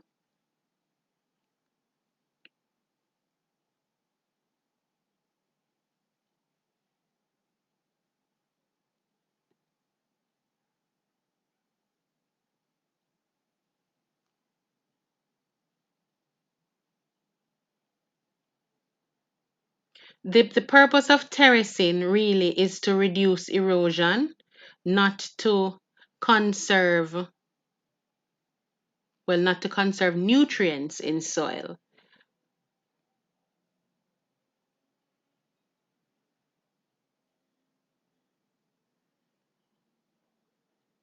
So it would have been for terracing, you are basically using steps on the slopes of hills or mountains so it doesn't carry away the soil nutrients. So, yes, that would have been a practice that helps in conserving soil. So, 1 and 3 would have been our answer. So, that would have been letter A for number 44.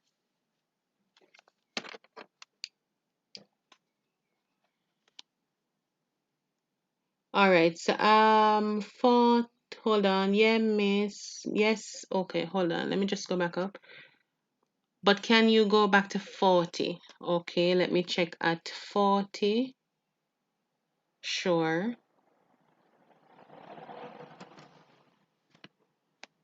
Here. Which of the following determines the presence of, it said inorganic material in a soil. Okay, so inorganic would have been, okay.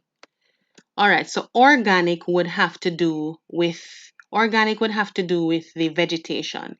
Inorganic would have to do with the parents, the rock type. So that would have been your parent material for number 40. So 40 would have been letter B. You are correct. The comments are coming in a little late, so I'm not really seeing them. So let me just try to wait on them a little. So 40 is B because it said inorganic material.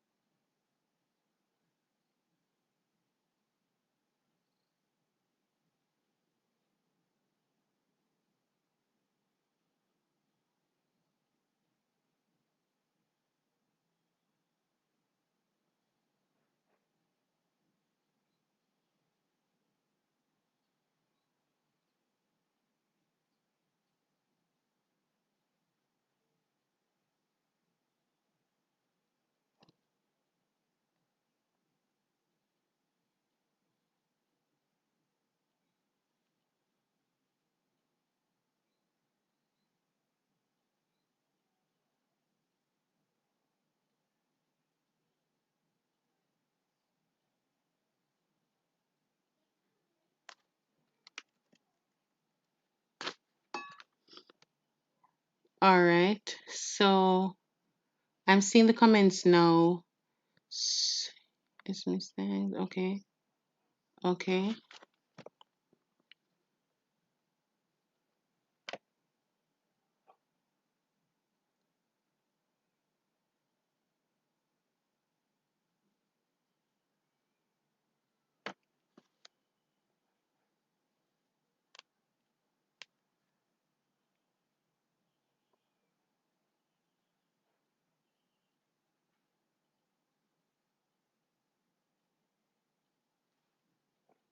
All right, so I'm looking at 44, farming practices that help in conserving the soil.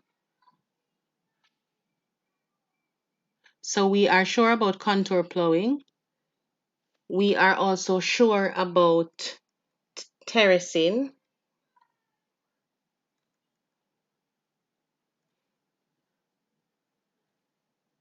So for strip cropping, it helps to stop soil erosion by helping to preserve the strength of the soil. So we can possibly add strip cropping. Hmm.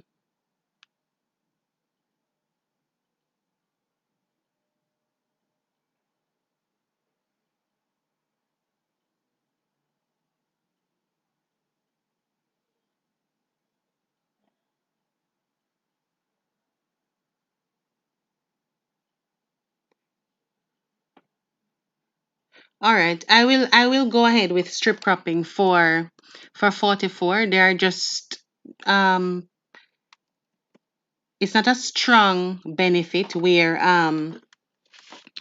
the soil conservation is concerned, but I get your point. I can go ahead with strip cropping. So it would be 1, 3, and 4. So for 44, we would go with letter D. I will try to go a little slower so that I can actually see your comments. Um,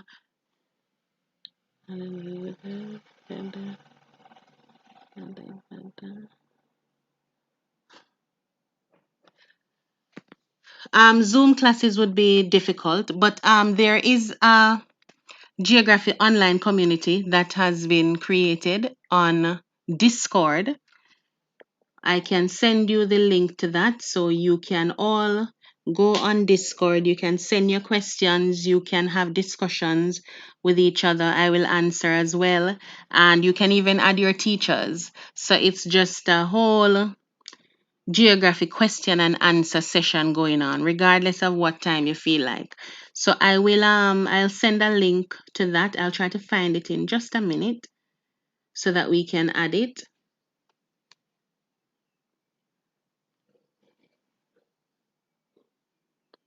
If you are If you're on Instagram, let me know. It's a lot easier to just post it to Instagram so that you can get access to it from there. So I would post it to Instagram. Just let me know. Um, so we're at number 45. Faced with economic difficulties, owners of commercial arable farms are best advised to A. Abandon this type of farming. B. Increase the number of workers employed. C. Buy new machinery on credit. Or D. Diversify the crops that they grow. So that is if they are having money problems. They are best advised to, if you're having money problems, you don't want to increase the number of workers that are employed because you'd have to be paying them. Also, if you're having economic difficulties, well, they said to buy new machinery on credit or to diversify the crops that you grow. Diversification of crops, what does that mean?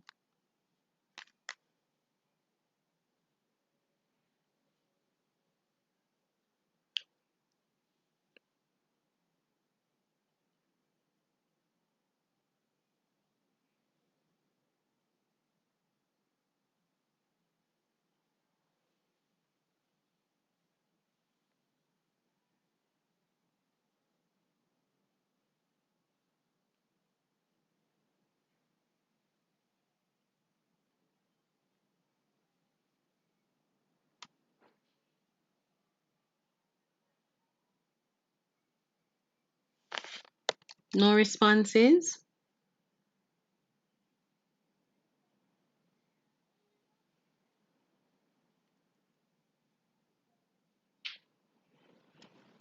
No, all right. I'm seeing abandon and sell for housing. I would not think that would have been the best advice. So if they diversify the crops that are grown, it means that they are going to be if it means that they're going to be using different areas for different things. So you reallocate some of the farm's resources. So it's not a case where you lose all of what you have. It's just that you are making a change for the situation that you're facing. So you as the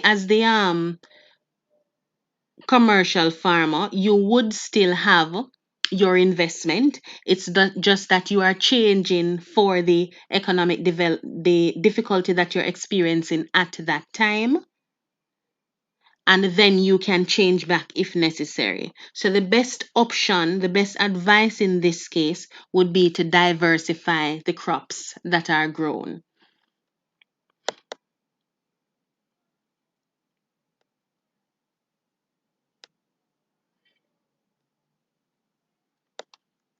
So for 45, it would have been letter D.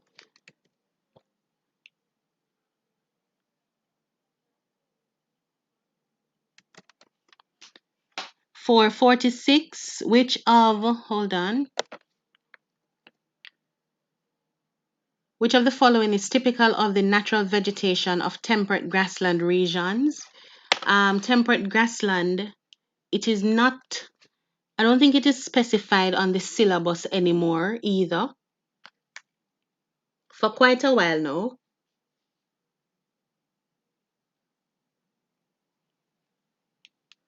Someone can let me know if your teacher has been teaching temperate grassland. I don't think so, but you can let me know. Which of the following is typical of the natural vegetation of temperate grassland regions? So A, large stands of trees are mixed with grasses. B, the grasslands are almost treeless. C, the roots of the grasses are short. Or D, the grasses are evergreen. Let me see.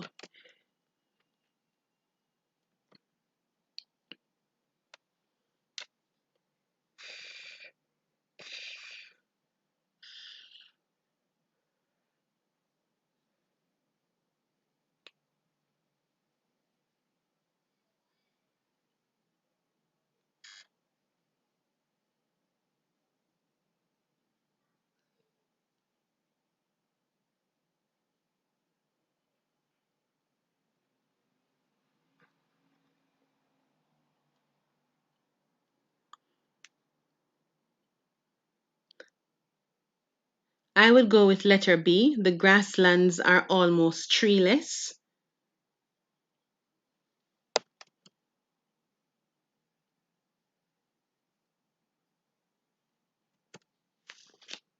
Grasslands are almost treeless. I'm just double checking.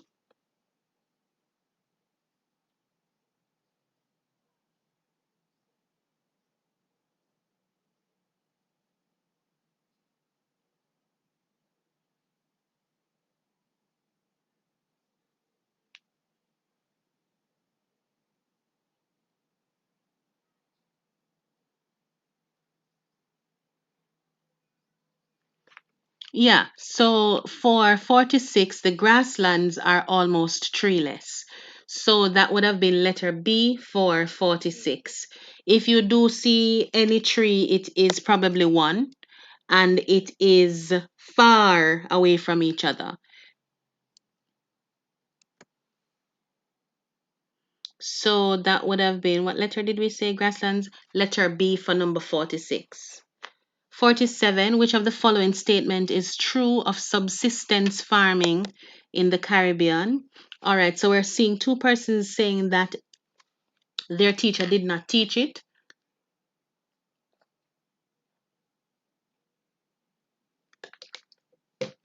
All right, that's understandable because, as I said, and it's not on the syllabus anymore. And this paper is what, 20 years old? Well, almost.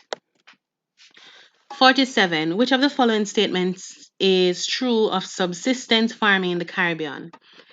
Most of the products are exported, no. Use of machinery, no, is very important.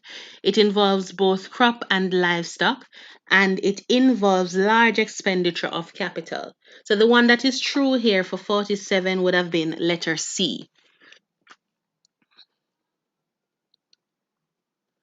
48, which of the following is not a characteristic of commercial arable farming in the Canadian prairies? All right. So Canadian prairies are not on the syllabus anymore either.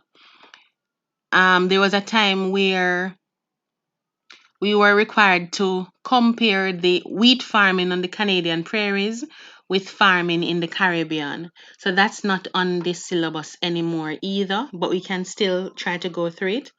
So which of the following is not a characteristic of commercial arable farming in the Canadian prairies today?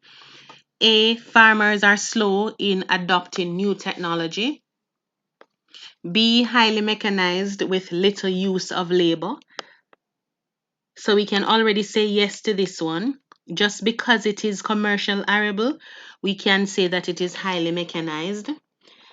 C, crops are cultivated for the export market. We can say yes to that one as well. And D, the practice of crop diversification is important.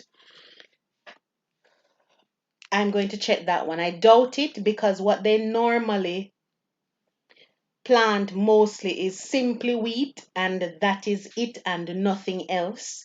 But I'm going to check on that just to be sure.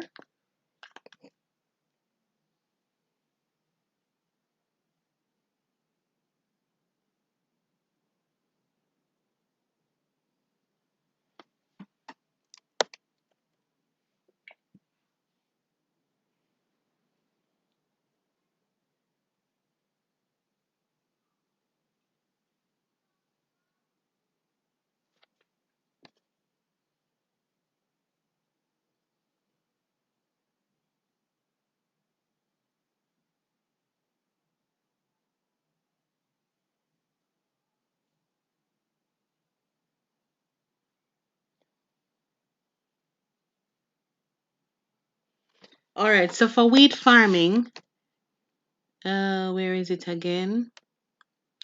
It would have been D. Practice of crop diversification is important. That is not a characteristic. So all they really plant is wheat. So for 48, it would have been letter D.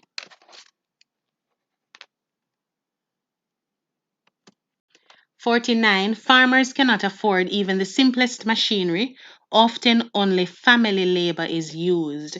This type of farming described above is commercial, peasant, intensive, or market. So for 49, it would have been letter B for peasant. Number 50, which of the following resources can be considered non-renewable? A, offshore fisheries. B, water. C, bauxite. D, mahogany trees. Non-renewable would have been C for bauxite.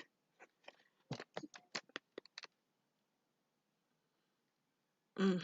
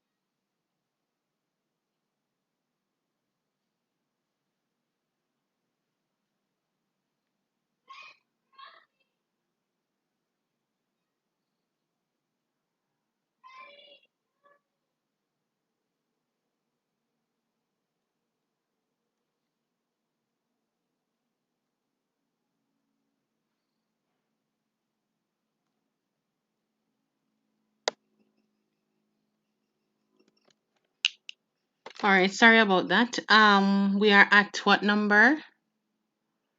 Number 50. Number 51.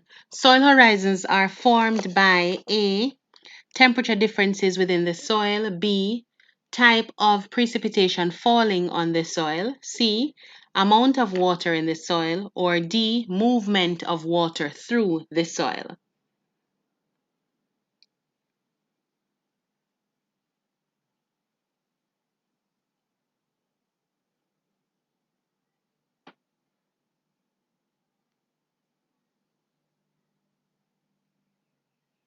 So when you do soil profile, that is usually with climate and vegetation around those topics there, you would have done a soil profile. So you should have also covered soil horizons. So what soil horizons are formed by which one of these things? Temperature differences, type of precipitation, amount of water, or the movement of water through the soil.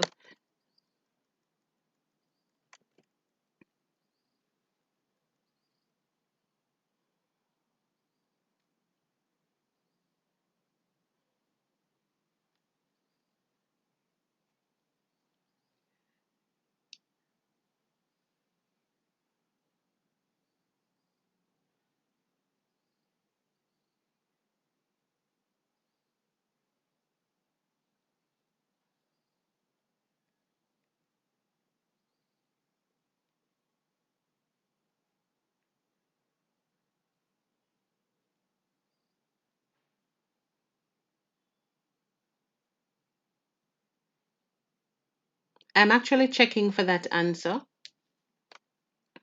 I just want to ensure that we have the correct information.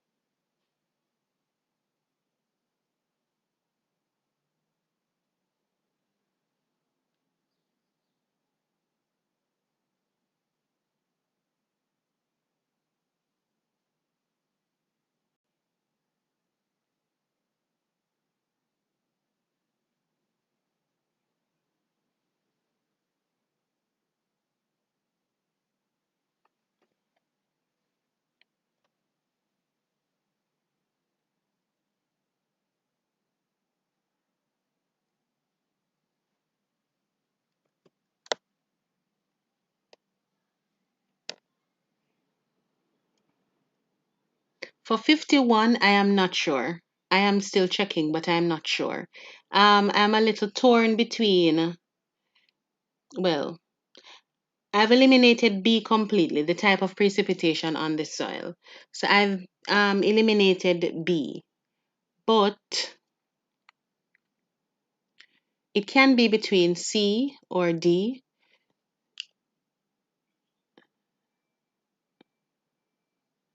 But we're looking at soil horizons in general.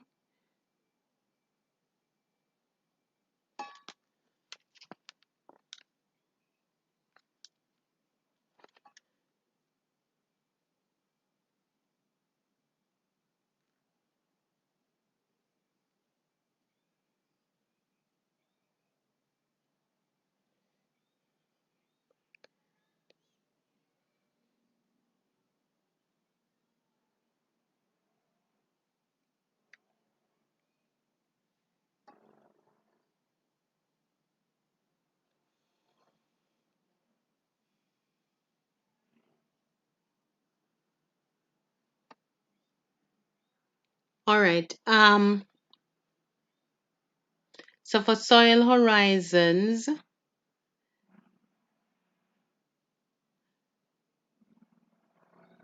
the research says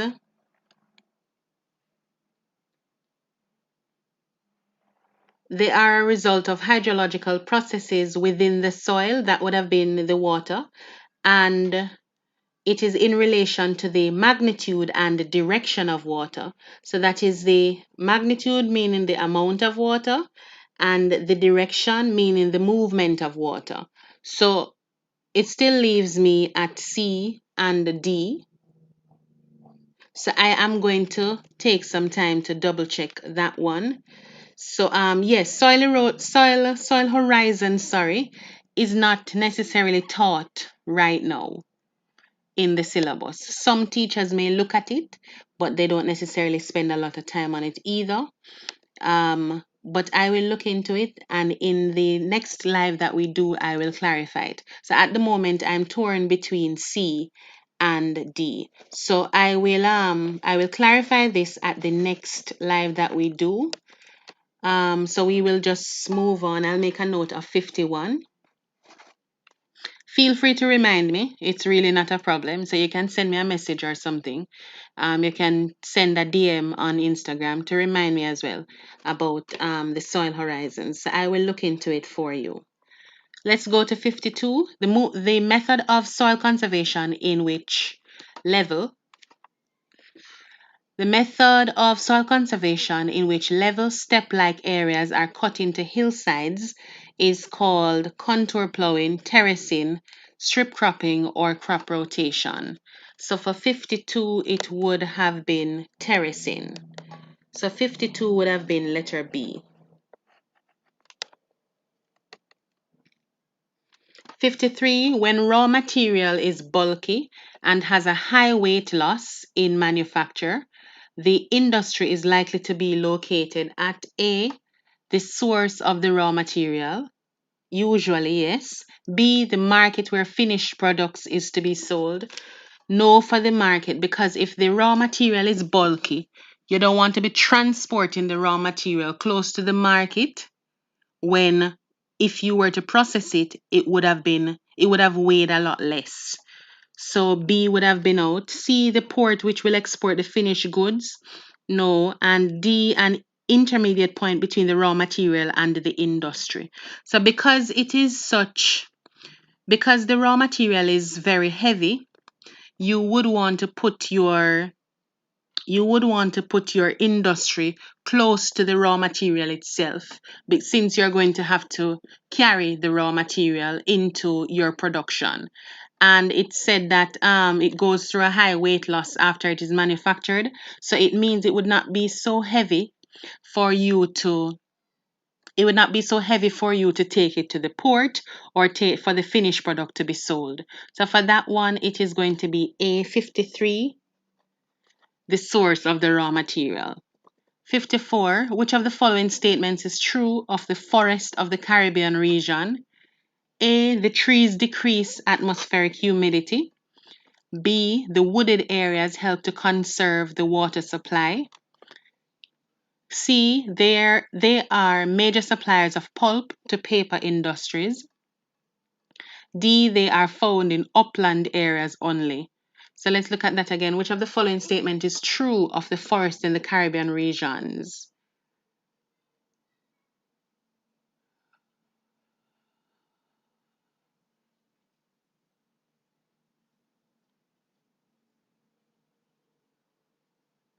They are not found in upland areas only. They are found in upland areas mostly, but not only. They are major suppliers of pulp to paper industries. I'm not sure if we have a lot of those in the Caribbean region where we are using our trees to make paper in the Caribbean. Wooded areas help to conserve the water supply, or the trees decrease atmospheric humidity. Tell me what you think for number 54. There was a time when forest was a complete section on this. It was a complete section on the syllabus. No, it is not anymore. I don't even think it is taught anymore.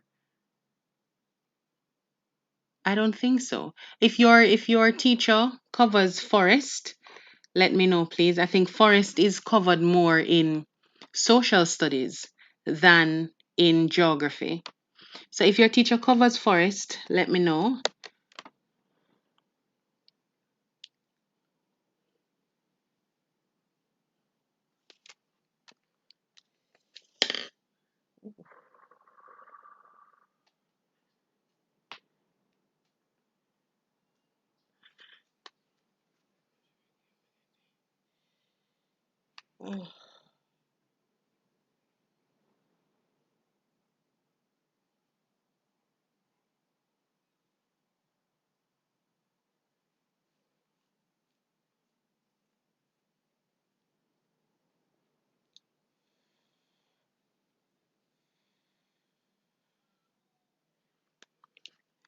We know that trees decrease atmospheric humidity, but I'm thinking deeper about the question because it said forest of the Caribbean region, but it's beginning to look like the most suitable answer at this point.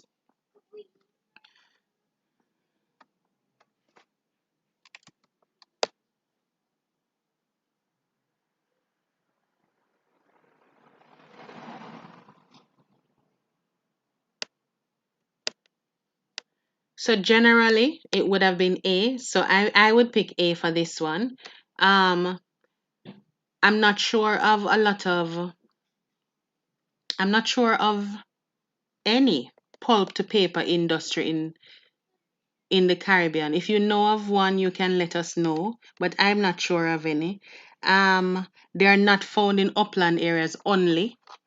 They are found in upland areas mostly, but not only. So for 54, I'm gonna go with letter A.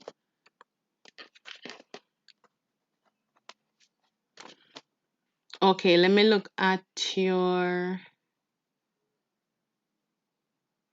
All right, so I'm seeing A. So you did rainforest, but you did not cover forest specifically. So there was a time, well, maybe in the time of this paper, where they would need to go in depth with forest. 55, the manufacture of iron and steel in the Caribbean is not carried out on a large scale, mainly because A, the countries are too small.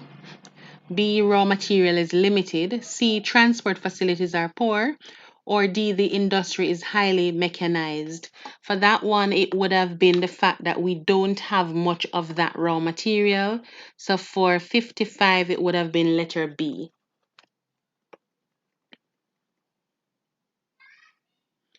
56 to 57 refer to the map below. 56, on which of the following would a large settlement most likely be developed? So we can look at the key. We have 1, 2, 3, and 4. One is here and one is in a plain. Okay. And these are crops. 2 is here. 2 is also on a plain, it looks like. Not really. Hold on. 2 is close to some industries and to the roadway, and then you have a small amount of crops there. So 2 looks, what's this? And then you have a railway. So you have communication channel. You're near to the road. Some industries are also there, so you're close to jobs as well. And then you're close to the port. Okay. And then 3 up here are mountains, so that is certainly out for a large settlement. And 4, where is 4? Here. 4 is in the swamp. Okay. So for a large settlement, it's either 1 or 2.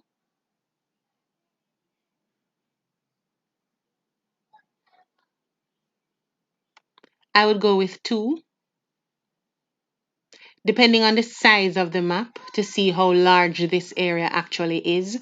Because for 1 here, you don't have any. Let me see if we see any road there. Is that a road?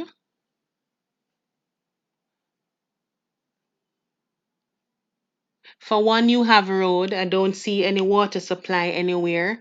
Um, Not much communication channel, but here much development could take place right here, because you have the railway, you have the road, you have the port, you have some amount of industries, so you would certainly get jobs. So persons like to live close to their jobs. So for 56 we would go with 2, which is letter B.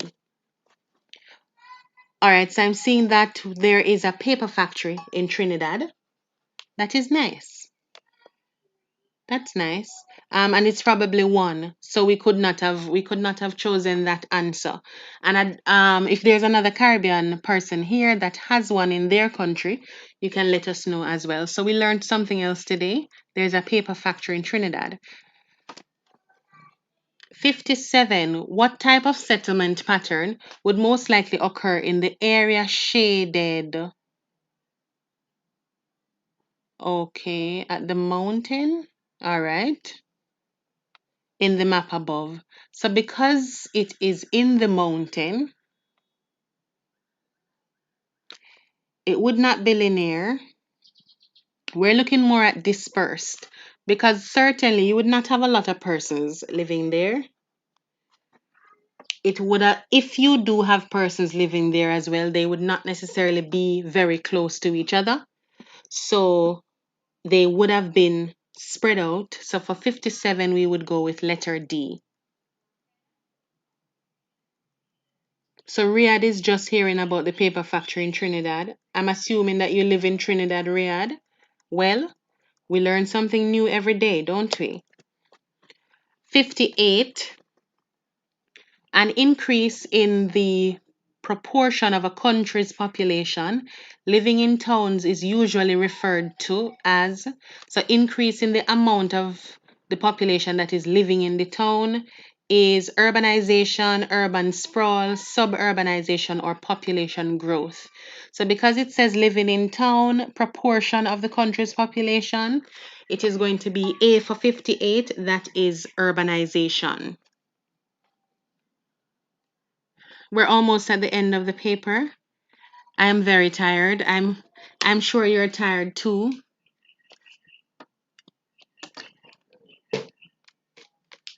59. Which of the following is not a problem associated with the growth of urban areas in Caribbean territories? Which one is not a problem? Poor housing conditions, that is a problem.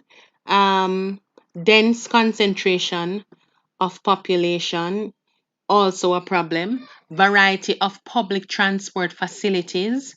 There is usually a variety because it is the urban areas. Inadequate employment opportunities.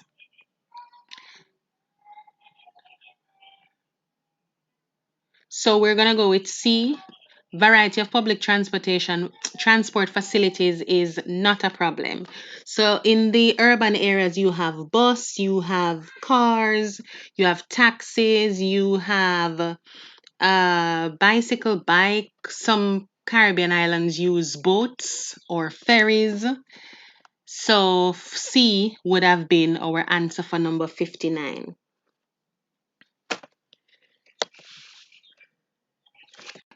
Our final question, number 60. Which of the following makes the greatest contribution to the export trade of most Caribbean countries? A. Market gardening to export, no. B. Peasant farming, no. C. Cattle ranching, no. And D. Plantation agriculture. So we're talking about most Caribbean territories, and then we're talking about export. So that is why we would have chosen letter D, which is plantation agriculture. So we are at the end of our second paper.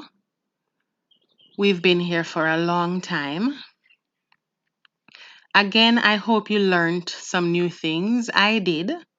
And a lot of little things were refreshed from back in the day. If you have any questions, you can let me know before we just all log out and go take a long breather and get some rest. If you have any comments, you can share them as well. So I'm going to drop the link for Discord on my Instagram page. I'll just put the link in my bio. so that you can go in and you can just log into Discord and you can send your, you can take a picture of a past paper question and send it in there, and somebody from another country may respond. But the point is, at least you would have geography discussions going on and on and on right up until your exams. So you would always have somebody to ask a question. I would be in it. It is relatively new, so well, it is new. So there are maybe only 3 persons in it at the moment. So you can also invite your teachers to join. They can join. They can send in questions. They can answer your questions. They can help you out, etc. If there's something that you see that you do not understand, there can be a teacher from wherever that is willing to assist you. So I'm just starting it up. Hopefully all geography students can join in, and then we can have this very, very large geography community where everybody just loves the environment, care about the environment, and we share good environmental stories and explain the subject, so everyone will have a love for the subject like I do. Okay, so I'm going to just drop that link in my bio, and you can go ahead and log into Discord. Again, thank you for coming. I enjoyed it, and I hope you enjoyed it as well. And I'm seeing some thank you, miss. You are welcome. It is my pleasure. I see when is the next live. Your exam is the 15th. I'm going to church tomorrow. Um, maybe tomorrow at 3 o'clock. Tell you what, ensure that you subscribe and ensure that you turn your notification on so that you will always get an update of whatever it is that we are doing at NatKen. And I'm going to try for tomorrow evening at 3. So you, oh, 3 o'clock, that is my time. So that would have been 4 for some of you, 4 p.m. for some of you. That would have been 3 at my time.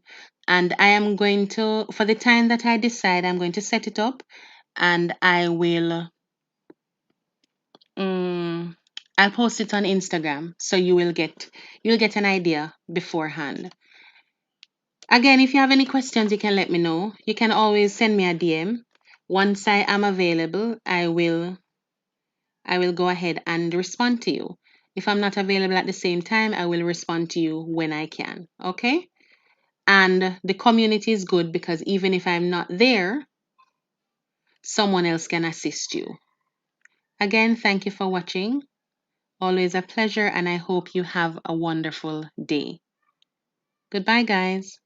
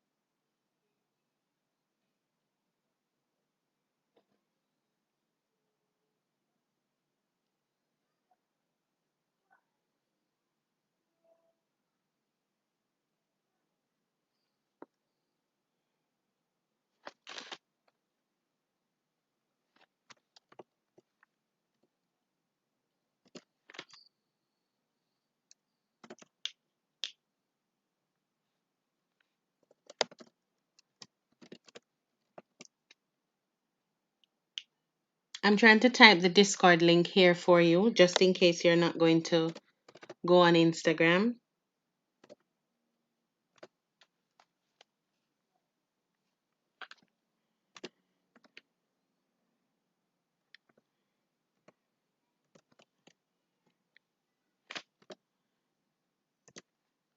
There you go.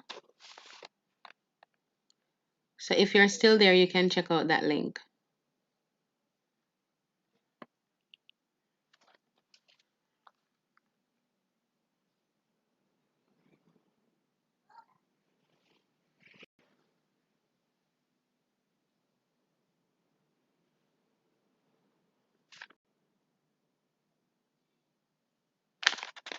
Oh no, that's not it, in it.